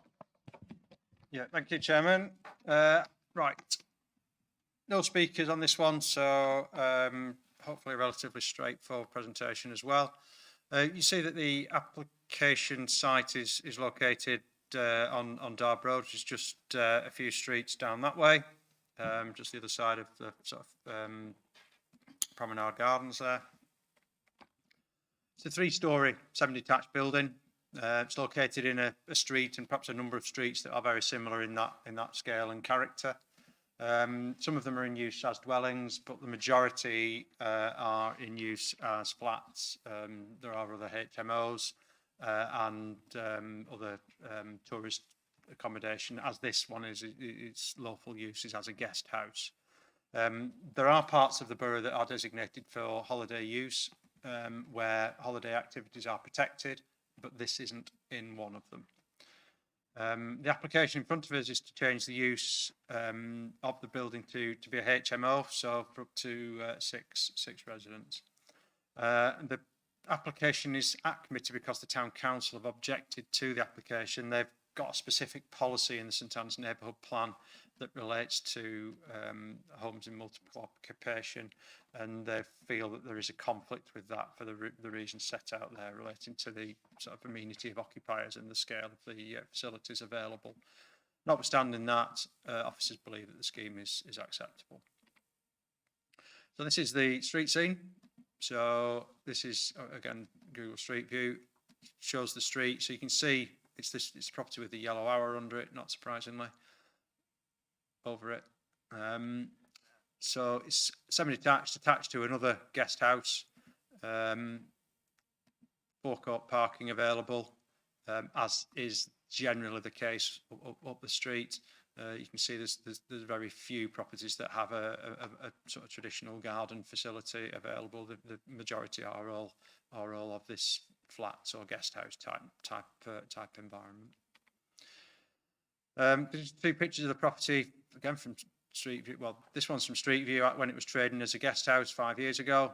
This is one that was taken by the case officer, so it's not really changed. There's no changes proposed physically in terms of this application, so the property is being converted as is. In terms of footprint, 3 stories, so it's got a single story outrigger to the rear. Part of that single story has a first floor over it. It's not single story. At first floor, and then there's second floor accommodation in the main dwelling. These are the elevations. You see you've got a blank gable there, front elevation and rear elevation. So in terms of the accommodation that's provided, hopefully this is a little bit clearer. So on the ground floor, a communal lounge, communal kitchen, and then the owner's accommodation, I believe, to the rear in the outrigger. At first floor, we've got bedsit, bedsit, bedsit, and bedsit in the front, and then 2 in the roof. All of the rooms have ensuite facilities or an ensuite section to them, and all have access. Single door, go through the communal areas and then up into the living accommodation by the stairs. So planning policy, it's in the settlement. So again, as always, we look to support development in settlements, but there is this specific policy in the neighbourhood plan. One thing that's perhaps not picked up in the report is the need for planning permission.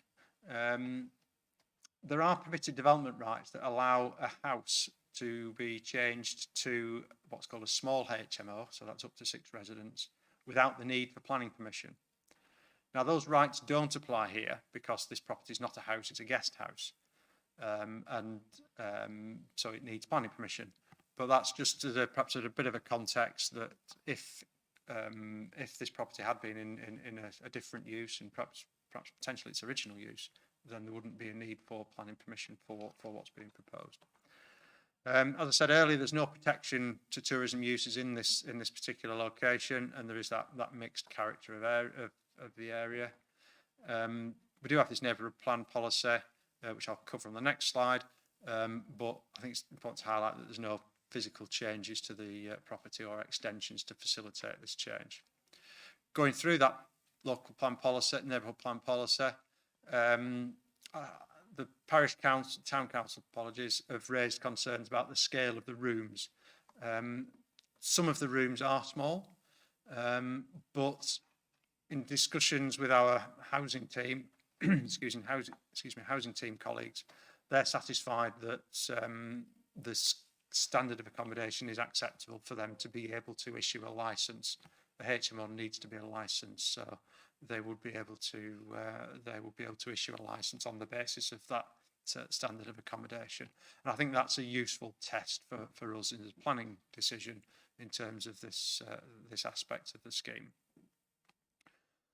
The policy talks about concern over noise transference. There isn't really a sort of planning control over that, but there is environmental protection controls, and there are also, I think it's also important to recognise that the property is currently lawfully a B&B guest house, so you may well get levels of noise that are generated from that are perhaps more noisy than a bedsit type of accommodation.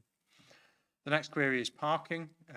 This scheme only provides 3 spaces, so it's less than 1 per bedsit, but that's the same as the lawful use, which is obviously the building's not getting bigger or smaller, and it's very similar to what you saw elsewhere in the street. Also, the site's quite accessible. You've got the shops on Alexandria Road. You've got the facilities in St Anne's Town Centre. You've got the green, so you do have other connections that you can get to.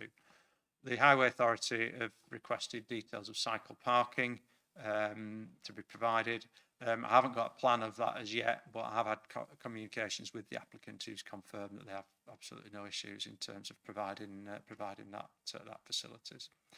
The next query relates to the character of the area. As I said before, it's mixed, and I don't think there's any breaches there. The next element talks about amenity space. There isn't really any amenity space with the property, so I think that is a potential challenge. But that will be the same if it was reverted back to residential use.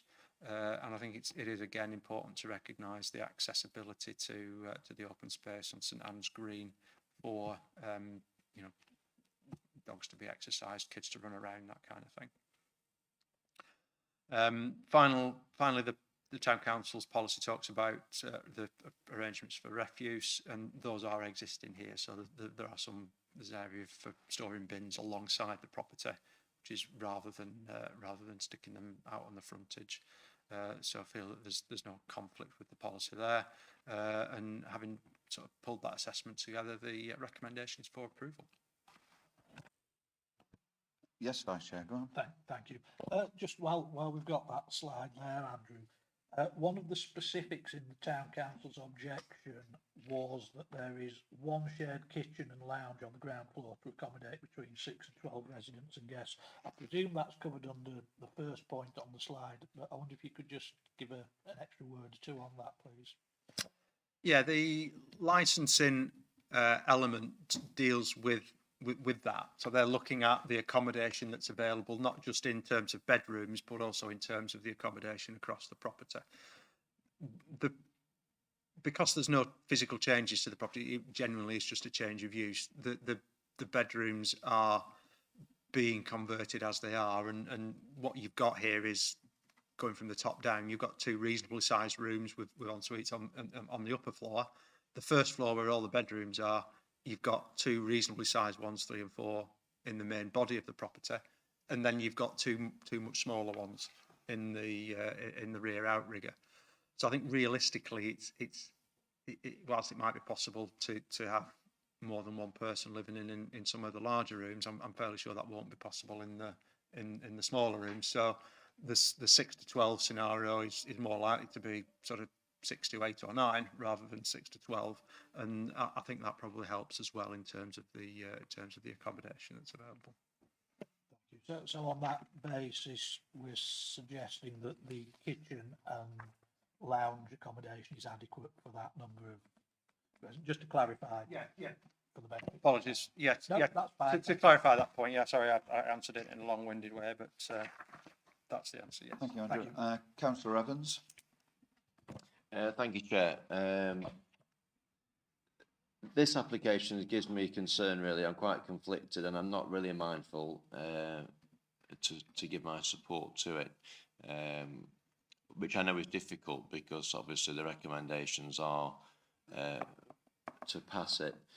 In my short time on the committee, developed a concern for HMOs in general, and I know that's difficult because we are straitjacketed to a certain extent on the town plan and also on government advice. That said, obviously we are charged with looking at applications on a case-by-case basis, but we also, as a planning committee, have a responsibility to shape the future of our area for all our constituents in the borough. And I've got real concerns over HMOs. I've got concerns about the quality of accommodation. To put that in a different way, if this application was for a conversion into 3 flats, I would be more than happy to accept it, because I think it would upgrade the quality of the property. It would give parking spaces for the 3 flats that were there, and whether they were rented or whether they were put onto the open market. We have demands on our services in the town, in the borough already, and if we go too far down the line of HMOs and the demographic change that puts on the community as a whole, I think we're creating future problems which as a council as a whole we need to be aware of. So I'm really looking for a little bit of advice from Chair as to how I resolve the conflicts that I have within. Thank you. My advice to all members would be the same that I give on a consistent basis, is that we are here and our remit is to apply planning judgments on the application before us. Sometimes that means making planning judgments because we can't find planning arguments that actually will support refusal.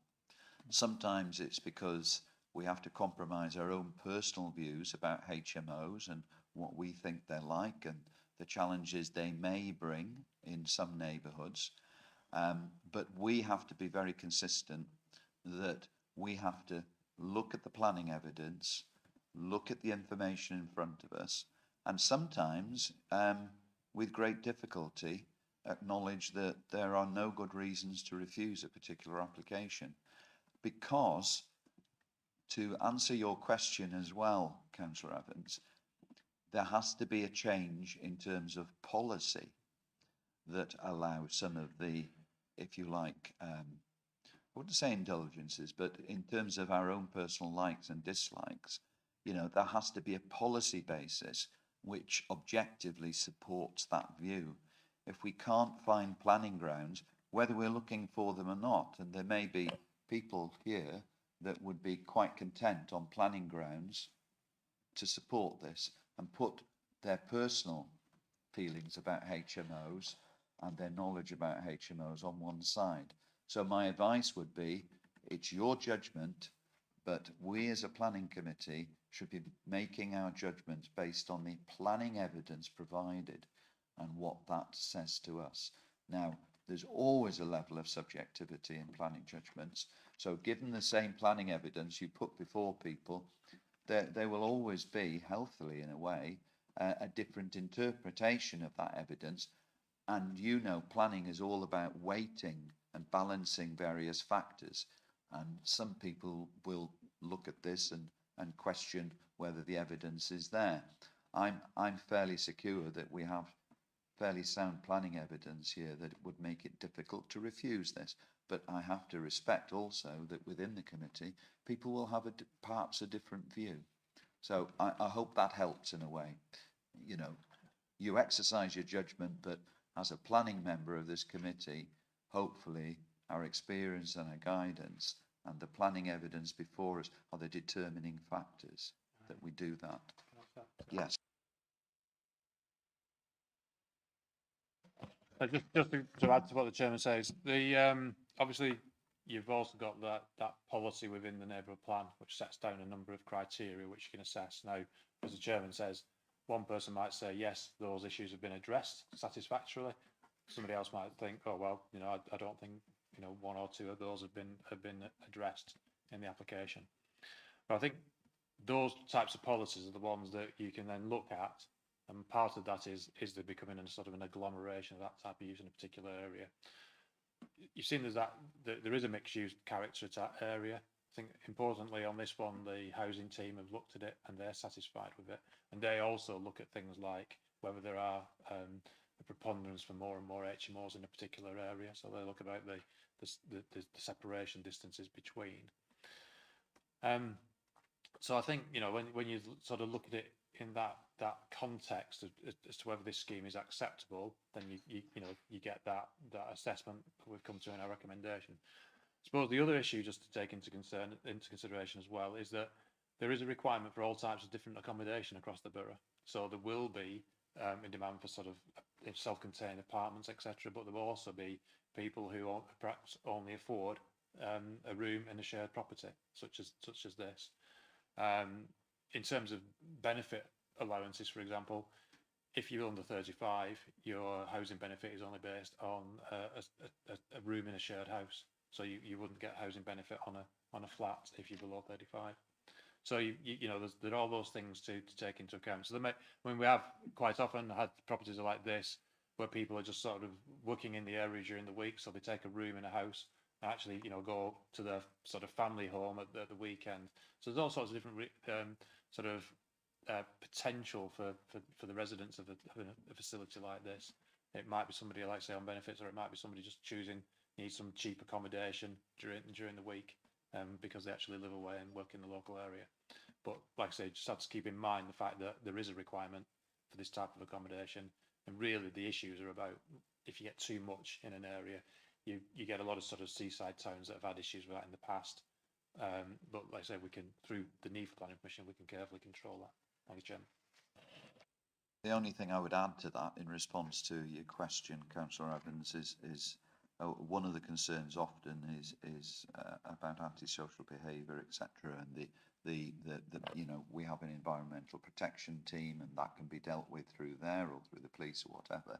But also in criteria A, if planning permission is granted for this development, then the applicant would also have to require a HMO licence from the council's housing department, who would assess both the suitability of the accommodation at the property and the applicant's suitability to hold such a licence. So there is another level there of judgment and control, if that helps at all. Councillor Settle. Thank you, Chairman. I want to refer to the St Anne's Neighbourhood Plan.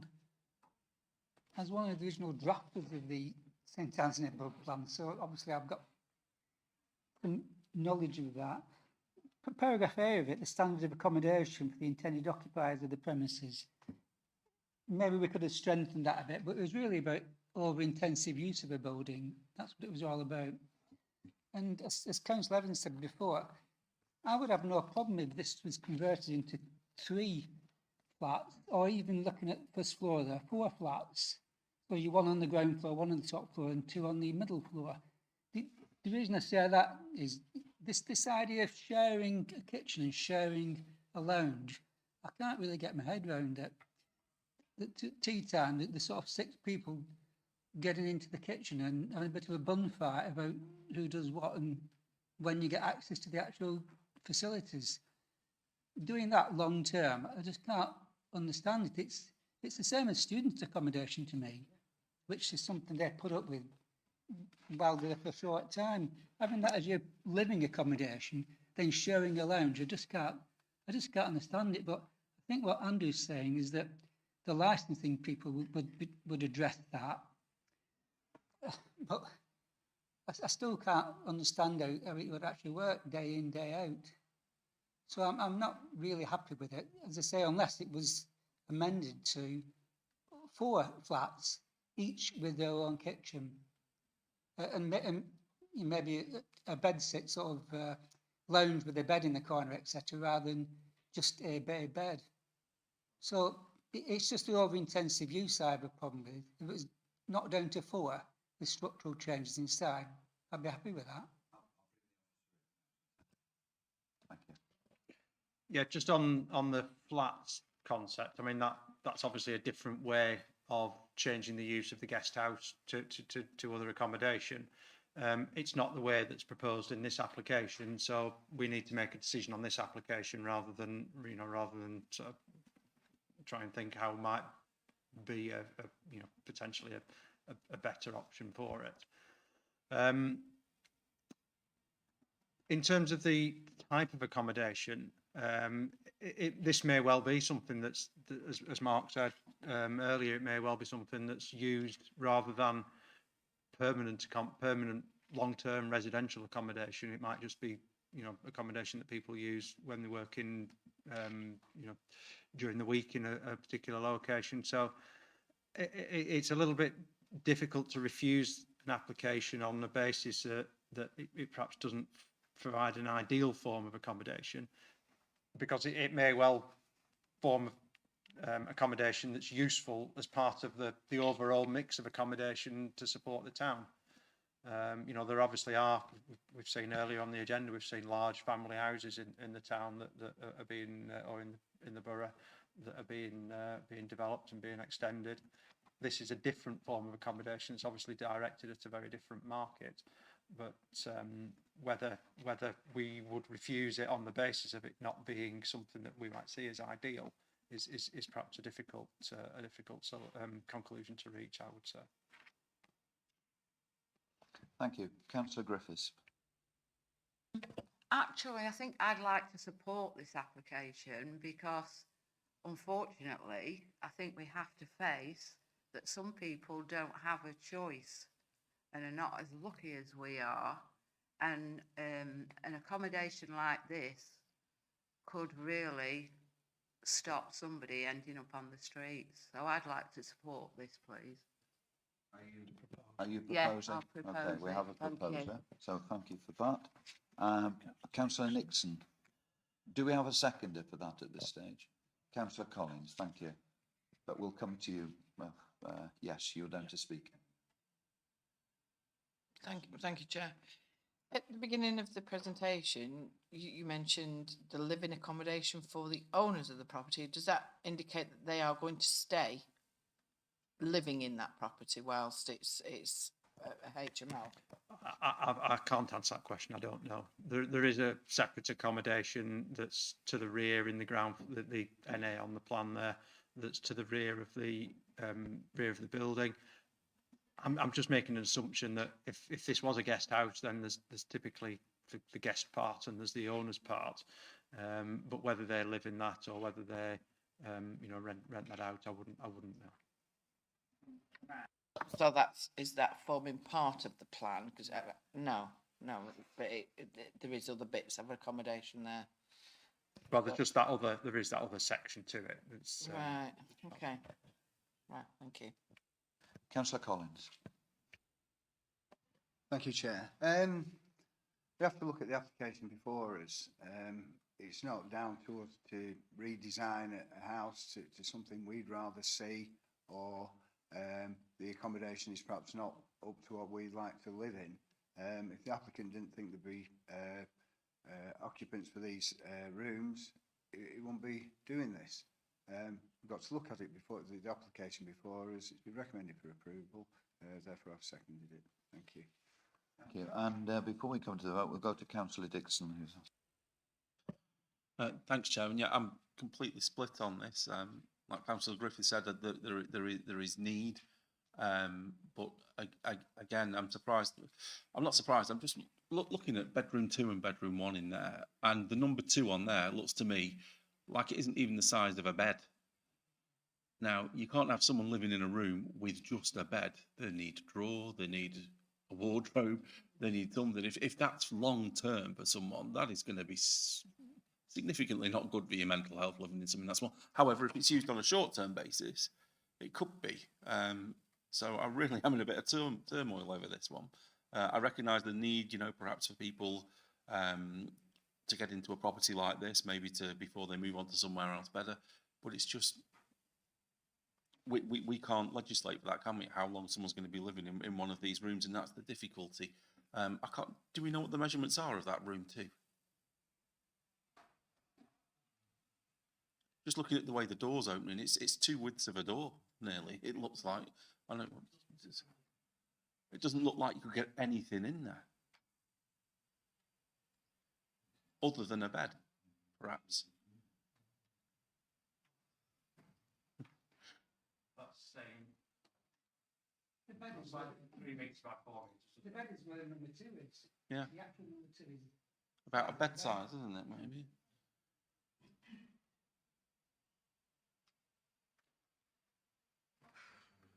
By 4 metres, though, is it?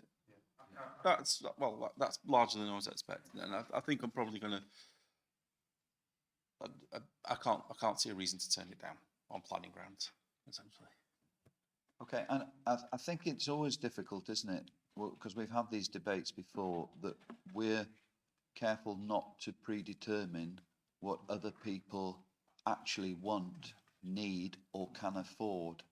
And I think we're in danger there, straying into that sort of territory by saying, well, ideally, wouldn't it be nice to have that and whatever? And I think, you know, everybody's needs are different, and their ability to pay for those particular needs are different as well. And I would imagine, I'd just like, there's probably been, Andrew, significant investment in this building in terms of setting these 6 rooms up. I would imagine that would be the case. Do we know that that isn't the case? I'm not sure. I mean, my understanding I'm not saying it is. Yeah, but my what I'm understanding is that the building, obviously the building's no longer trading as a guest house. And the proposal, as I see, there's no changes to the windows or anything like that. So it is more of an internal refit than a refurbishment of the building. But equally, there's no reconfiguring. Sorry, that's a better word. But equally, that doesn't stop the fact that the property could be refurbished. Well, we have a proposer, and that was Councillor Griffiths, and a seconder, Councillor Collins. So are there any other contributions that people want to make before we go to the vote? Councillor Ledger, his hand's up. Thank you, Chair. Sorry for the late contribution. On the proposal itself, I can't see any logical reason that we could deny it. I have heard the comments from other councillors about housing and affordability and equality in the local area. I mean, it's not specifically relating to this, but if we are concerned about more properties like this, or quality accommodation for people who are less financially well off in the borough, we could try and work together for to ensure more affordable housing in the borough. I have lived in an HMO before, when I was in my early 20s, because I couldn't afford anything else, and was very glad to get out of that as soon as I could. But as someone who's been looking for a house myself recently, around here it's absolutely extortionate. So more affordable housing in the wider plan would be something that might help mitigate less properties like this. But that's not specific for this right now, but it's just a comment for us all to consider in the wider PAL plan. Thank you. Yes, and we take note of those, but obviously here we're judging the specific planning application on the grounds that we've been discussing. Could I just come in first, please, and then I think Councillor Evans would like to come back. The point I would like to make, and it's a point I think I've made before in these planning meetings, is that we must recognise that the developers and the owners are, to an extent, taking a risk. And that's a matter of choice, and in this case the risk they're taking is that they will find sufficient tenants to take up that accommodation and pay the asking rent. And also, I suppose the risk is depending on how well or otherwise appointed they are and how attractive they are to protect prospective tenants. But those really aren't planning considerations per se. And again, we have to go on the planning considerations, and I personally can't see any substantive reasons for turning the application down, reluctantly or otherwise. But Councillor Evans. Yeah, thank you for letting me come back in, Chair. I want to make it clear that I'm not casting any aspersions on anybody that finds themselves living in an HMO. You know, I came to live in this town when I was 16 and lived in some of the worst accommodation that you could possibly imagine. I lived on Alexandra Drive, which is around the corner from Lightburn Avenue 20 years ago, and I know exactly what the problems were in Lightburn Avenue 20 odd years ago, maybe 30 years ago, if I acknowledge my actual age. And so I'm well aware of the quality of that accommodation and what it means. The question I was posing, just to be put out there realistically, was, you know, what kind of breakdown of accommodation do we want in the town? And you know, if we see what's happened in South Shore in Blackpool, for argument's sake, over the last 30 years, in terms of small hotels and guest houses not meeting the tourist requirements and going down this line, you know, then this is a cause and effect discussion. It may not be for this meeting, but that's the reason I was putting the point there. If we look at HMOs and we say that developers or owners can maximise as many people as they possibly can get into each property, and a couple of meetings ago we looked at one that was originally going to be 15 dwellings, which was then knocked down to 6, I think it was, or maybe 8, and it was put forward as a win. You know, I've got serious regrets personally about that application. I know we're not looking at that one now, but I want to make sure that I don't make the same mistakes again.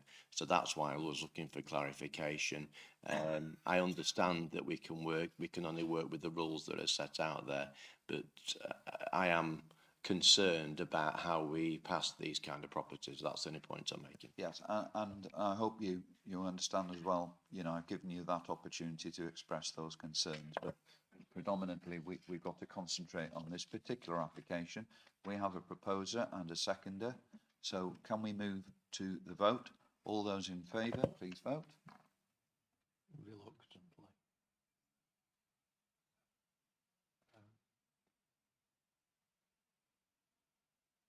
Seven. All those against? 3. Thank you. It's carried.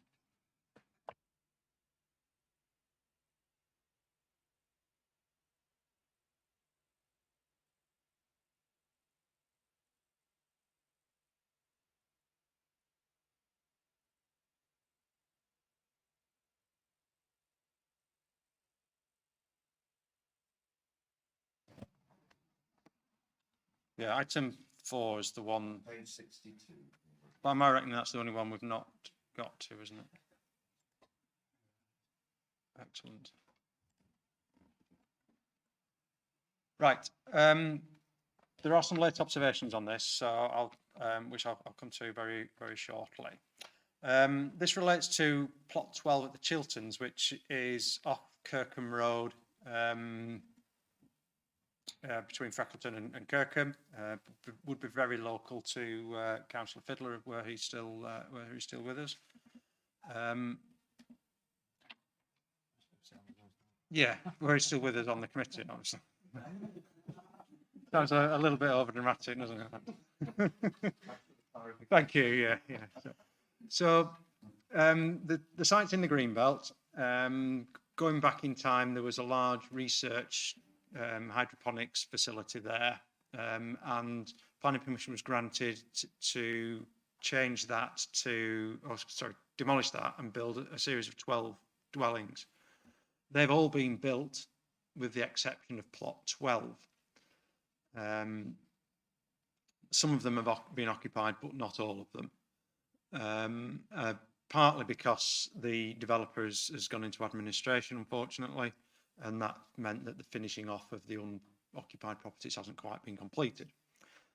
As part of that, plot 12, the undeveloped plot, has been marketed for sale, and this application is from someone who's either bought it or who is to buy it and is looking to do something different. So as I said, the parish council objected. They objected on the basis that the development was inappropriate in the green belt, which if it were to be a full application for a dwelling, it would be inappropriate in the green belt. But the planning history is very relevant here, because that sets the context that there is already a lawful dwelling, an extant planning permission for a dwelling on that site. So the key test isn't the erection of a dwelling, it's whether the erection of this dwelling is different or sufficiently different that it's unacceptably harmful in the green belt when compared to what's got planning permission, if that makes sense. So having explained that to the parish council, they've revised their position on the application and confirmed that they no longer object to it. So that's the comments that are set out in the late observations paper. So the application is one that is recommended for approval. And having set that context, I'll go through the rest of the presentation for you relatively briefly. So this slide explains everything that I've just said. With the bottom bullet point, well, the list of applications there shows that there's been planning permission since about 2015 on the site. The bottom bullet point explains that the test in the NPPF and our local plan policy is whether the proposal is not materially larger than the dwelling that's got planning permission, and that's paragraph 149D of the NPPF. So this is an aerial image of the site. You can see from the aerial images that some of the properties are under construction there. Since that time, like I say, some of them have been occupied, and the application site is this bottom one, so it's plot 12 at the far end of the road. I don't have any aerial images. I've not managed to get any aerial images of the site as it was, but this is a street view image of how it was. So there was a bungalow at the property, at the front, sorry, and then there was a two-storey industrial type building behind. So you can just see the ridge of that there. That's all been cleared. The site being developed, and these are the properties that have been built on the frontage. So this is Kirkham Road, with Freckleton on my left and Kirkham on my right. This is looking further down into the site. So you've got properties like this. This is the access road that runs down the side. Properties like this which clearly have been completed, clearly have been occupied. Some of the landscaping's not been done since due to the administration. That's why the site's looking a bit scruffy around the edges. And then it terminates at this plot 12, so the access road's in, and then this is the application plot. So it's separated by the back gardens to this terrace of 4 properties, and then it's got open fields beyond to Wharton and Lytham over in that direction. So this is the property that was granted planning permission on plot 12, 2-storey, attached garage, sizable dwelling. We then had an appeal. Sorry, we then had an application to, rather than build one dwelling, it was to build 2 dwellings. That was refused due to its scale in the greenbelt.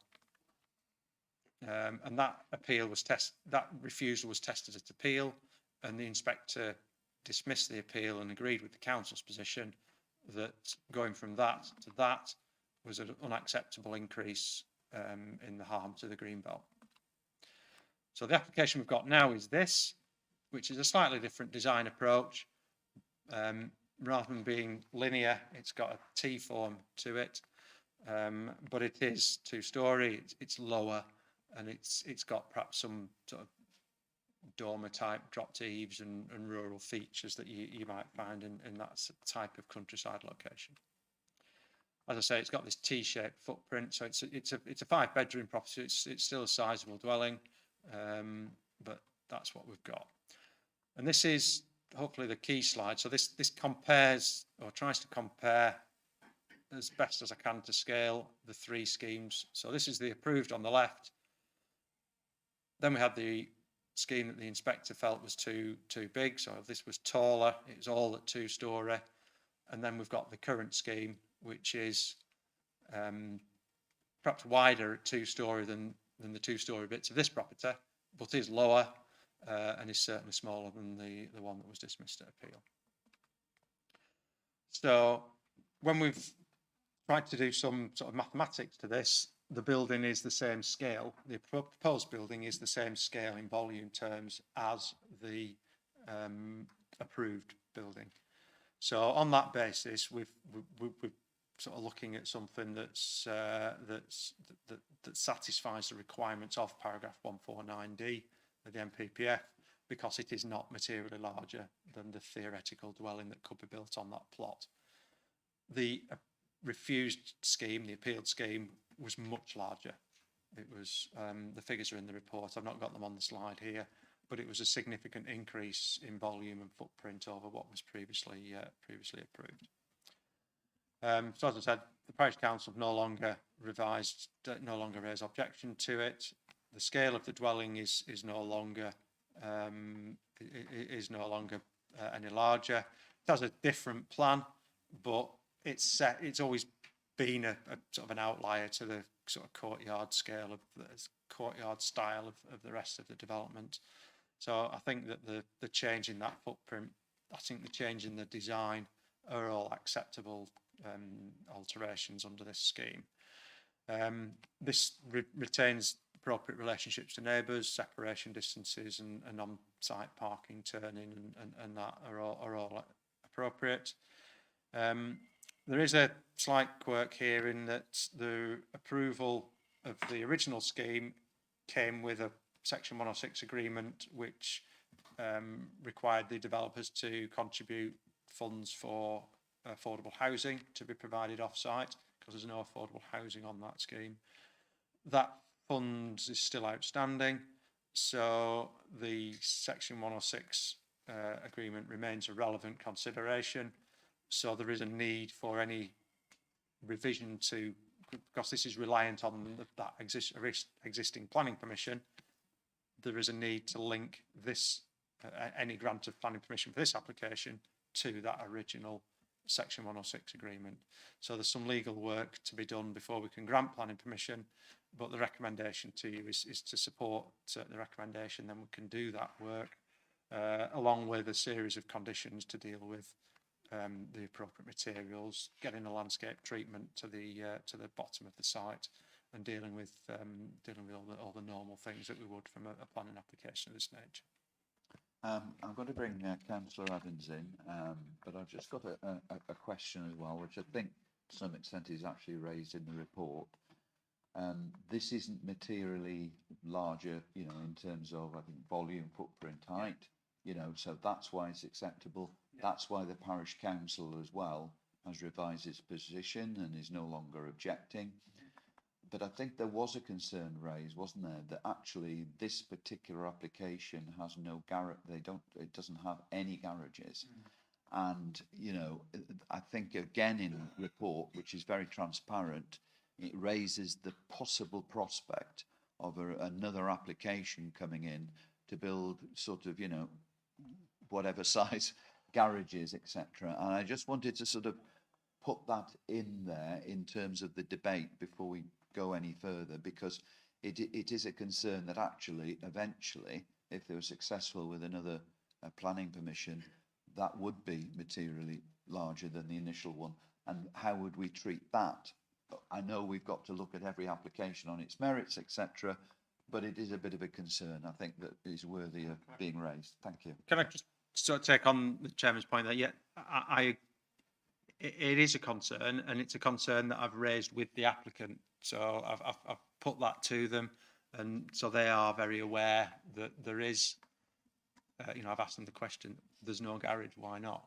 You know, it's likely that there would be one. We would need to consider that as part of this scheme. Do you want to add it in now? No, the client doesn't want a garage. Right, okay.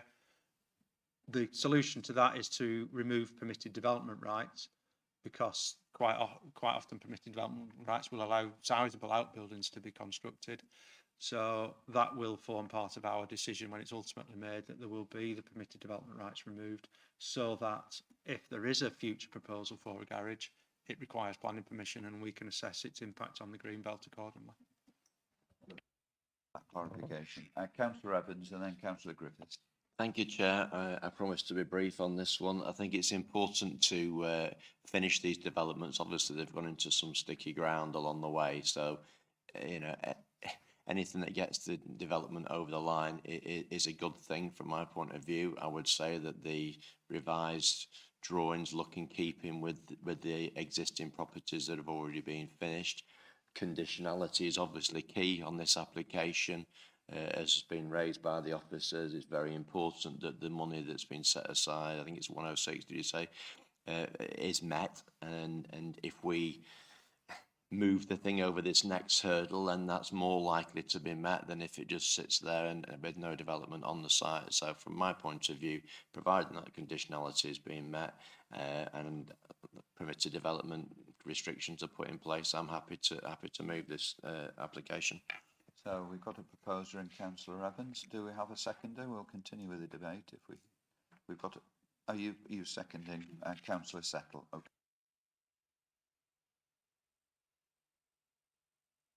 Yeah, I went down there to have a look at site this last week. All the other properties have a carport, not a garage. But my question is, where you see going down the road where the properties end and this one's going in front, there is a big field with 2 ponds. Is that included in the sale of the house? Because there's a little road and there's 3 lampposts already up, 2 there and 1 at the end of the little section of road, which leads you into the field. So, is all of the land with this property? I don't know if you'll know that. It just was something I observed. I think I can help you with that one, Councillor. So the area that you're talking about is this top right picture here. So this is the far end. The top left picture is stood pretty much at Kirkham Road, looking down, and then when you get to the end of that tarmac road, this is what you get. So the turning head here is this, which leads into the application plot, and you've got street lights all the way down the road, then you've got these 1, 2, 3 lights right at the very end. Yeah. If I go back to the application site, so the bold red line on these images is the area in question. Going beyond that, when it was the hydroponics facility, you had the bungalow at the front, you had the building in this look. Put my pointer on, it would be more helpful, wouldn't it? You had the bungalow at the front here, then you had the hydroponics industrial type research building here, and then coming right down beyond the red line that I've got on this plan, you had a series of glass houses. Now they've all been removed, but they were all part of the previous site. And part of the original planning permission was that that area is treated as open space, so it's part of it's landscaped up. All the glass houses had to be cleared, which clearly they have, and then that area will be restored to openness to help the green belt. This application plot is the thick red line. So whilst the access road comes down and provides a turning facility, it needs to do that, then emergency and bin vehicles and what have you can get in, but it's not opening up there's nothing else going down there in terms of built development. If there were, it would be inappropriate development in the green belt if it was to be anything other than appropriate development in the green belt. But as far as I understand it, and the red line with this application site is plot 12 only. Thank you for that. Well done going down and having a look. It's always useful. Sometimes I do that, and I sometimes encourage other members, to do that on an individual basis sometimes if they have some queries, because it does bring a little bit of more local knowledge into our judgments, which is always useful. Settle, do you want to add anything other than wanting to second? I just second it. Okay. So, Councillor Ledger, I'm sorry, and then Councillor Nixon. Right, there we go.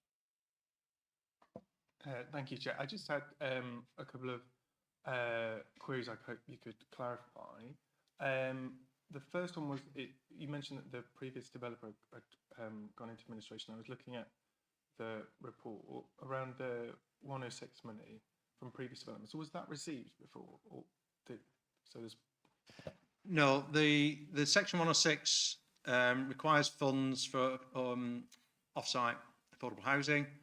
It's triggered on half the money on the occupation of the 6th and half the money on the occupation of the 9th, something like that. We haven't had any of that as yet. And looking at the records, the first payment is overdue, but the second isn't as yet. So we will be chasing the administrators for that funding. I have spoken with the administrators in the past few months, not specifically about this application, but about the site in general, because I was chasing up the landscaping. They're conscious that they've got those obligations to meet in terms of the landscaping, in terms of tidying up some of the boundary treatments, and in terms of that 106. They've also got, they want to do that because I think the properties are almost complete, but not quite. So they were telling me they've got a mechanism in place where they want to finish them off, then they can sell them, and that obviously brings in funds that they need to clear the debts and pay the obligations and things. So they were talking to me about a sort of a schedule of works that they had in plan, and I've got a diary note to chase them for it. Thank you. And then I had a question around the design of this new property. I mean, I saw the outlines and I've read how it's described, but because this new vision isn't in colour and the other ones were sort of have, would you say how you described it as being relatively in keeping? But from when I looked at that picture, I didn't quite get the same reaction that it was in keeping. Yeah, I think it's probably a fair assessment. If I show you the pictures, the properties that have been built are all like that. So they're all red brick, stone coins, 2-storey. The scheme that's been presented is different to them. It has elements of render, it has elements of brick. So it's not a continuation of the scheme. So I think that perhaps could have been clearer in my report. What I would like to highlight is that it's also perhaps less part of the scheme than all the rest of the properties. It's the one at the end. It's not faced by any of them. So it's kind of, you come down the courtyard. These are in a courtyard. These are in a courtyard. These all overlook and are all collective, whereas this backs onto those. So it's slightly in a different setting. So whilst it's not necessarily entirely reflecting the design approach of the other properties, it does have design features that you would find elsewhere in the rural part of the borough. And I think with that separation and you know, it's not I suppose my point is it's not a overtly modern property with lots of glass and render and you know, big disjointed roof angles and all that sort of stuff. It is quite traditional in its styling. It's just perhaps a different traditional styling to that used elsewhere on the site. Just to add to that, if I may, I think the original design concept for this scheme was very much so that those courtyard type areas were intended to sort of reflect more like a cluster of agricultural buildings that perhaps have been converted, and the plot that we're looking at now was intended to sort of look more like a separate farmhouse that might have been the farmhouse to that. So again, that goes back to the point that it could have been a different design concept, because it's not that clustering there. So I think that also picks up on that original concept. If you know, okay, plans have changed here, but you know, it still keeps to the ethos of that original design concept. Thank you. No, that's very helpful. And then I have one tiny point. I noticed when I look on Google Street View that the street address, the Chilterns, is spelled actually quite differently. In our report, it's spelled CHILTERNS. The other one is spelled CHALTONS. It's almost like just so we're locked in and there's no, I don't know, legal challenge on spelling or something.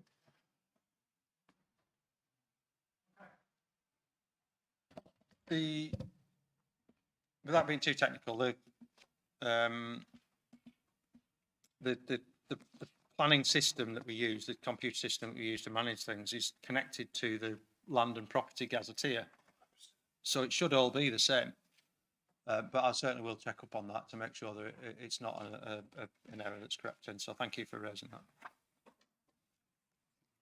You get an additional brownie point for spotting that, so well done. We don't give Blue Peter stickers out, but we can at least acknowledge, well, yes, well spotted, well spotted. Councillor Nixon. Thank you. My question was basically the same as Councillor Ledger's regarding the 106, but the actual £16,000 that is mentioned, that's relevant to just this one property. Will they be liable to pay that themselves? It won't fall back on the previous developer as part of their 106? How will that actually legally work? Because the 106 will have been calculated on all 12 properties. Yeah, the development as a whole has an obligation to pay £200,000. So 16 and a bit is 200,000 divided by 12. So the legal mechanism of how that's secured is yet to be resolved between the council's legal team and the applicant's legal team. But it would seem logical to me that if they're one plot, then they're paying 1/12 of the overall. But no doubt that's something that will come out in the wash when the solicitors get involved.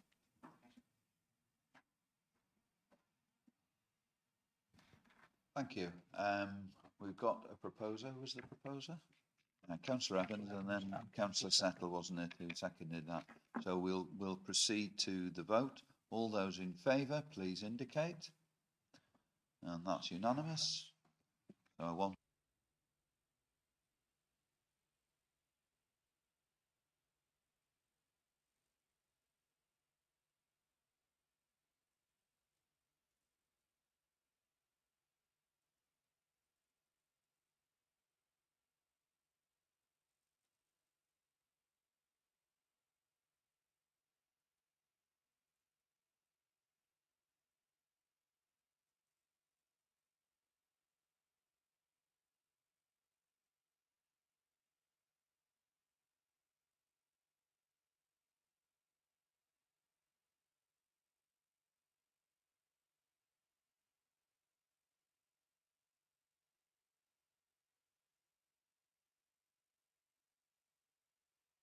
Councillor Evans. Sorry.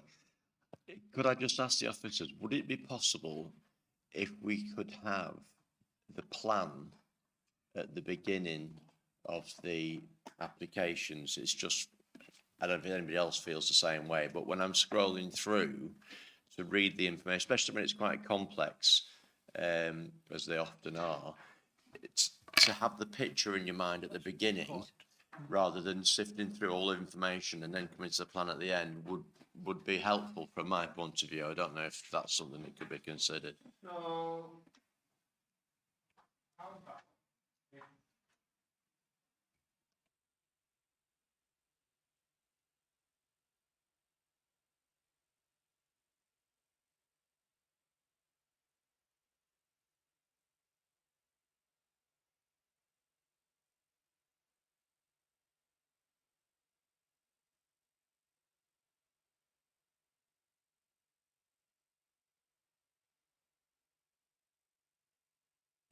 So congratulations, you've now qualified for a further brownie point. So, you know, well done. We're doing very well today. So thank you very much. Like all good ideas, it's a simple one. And finally, just to confirm that at the next meeting, we will be then looking at item 3.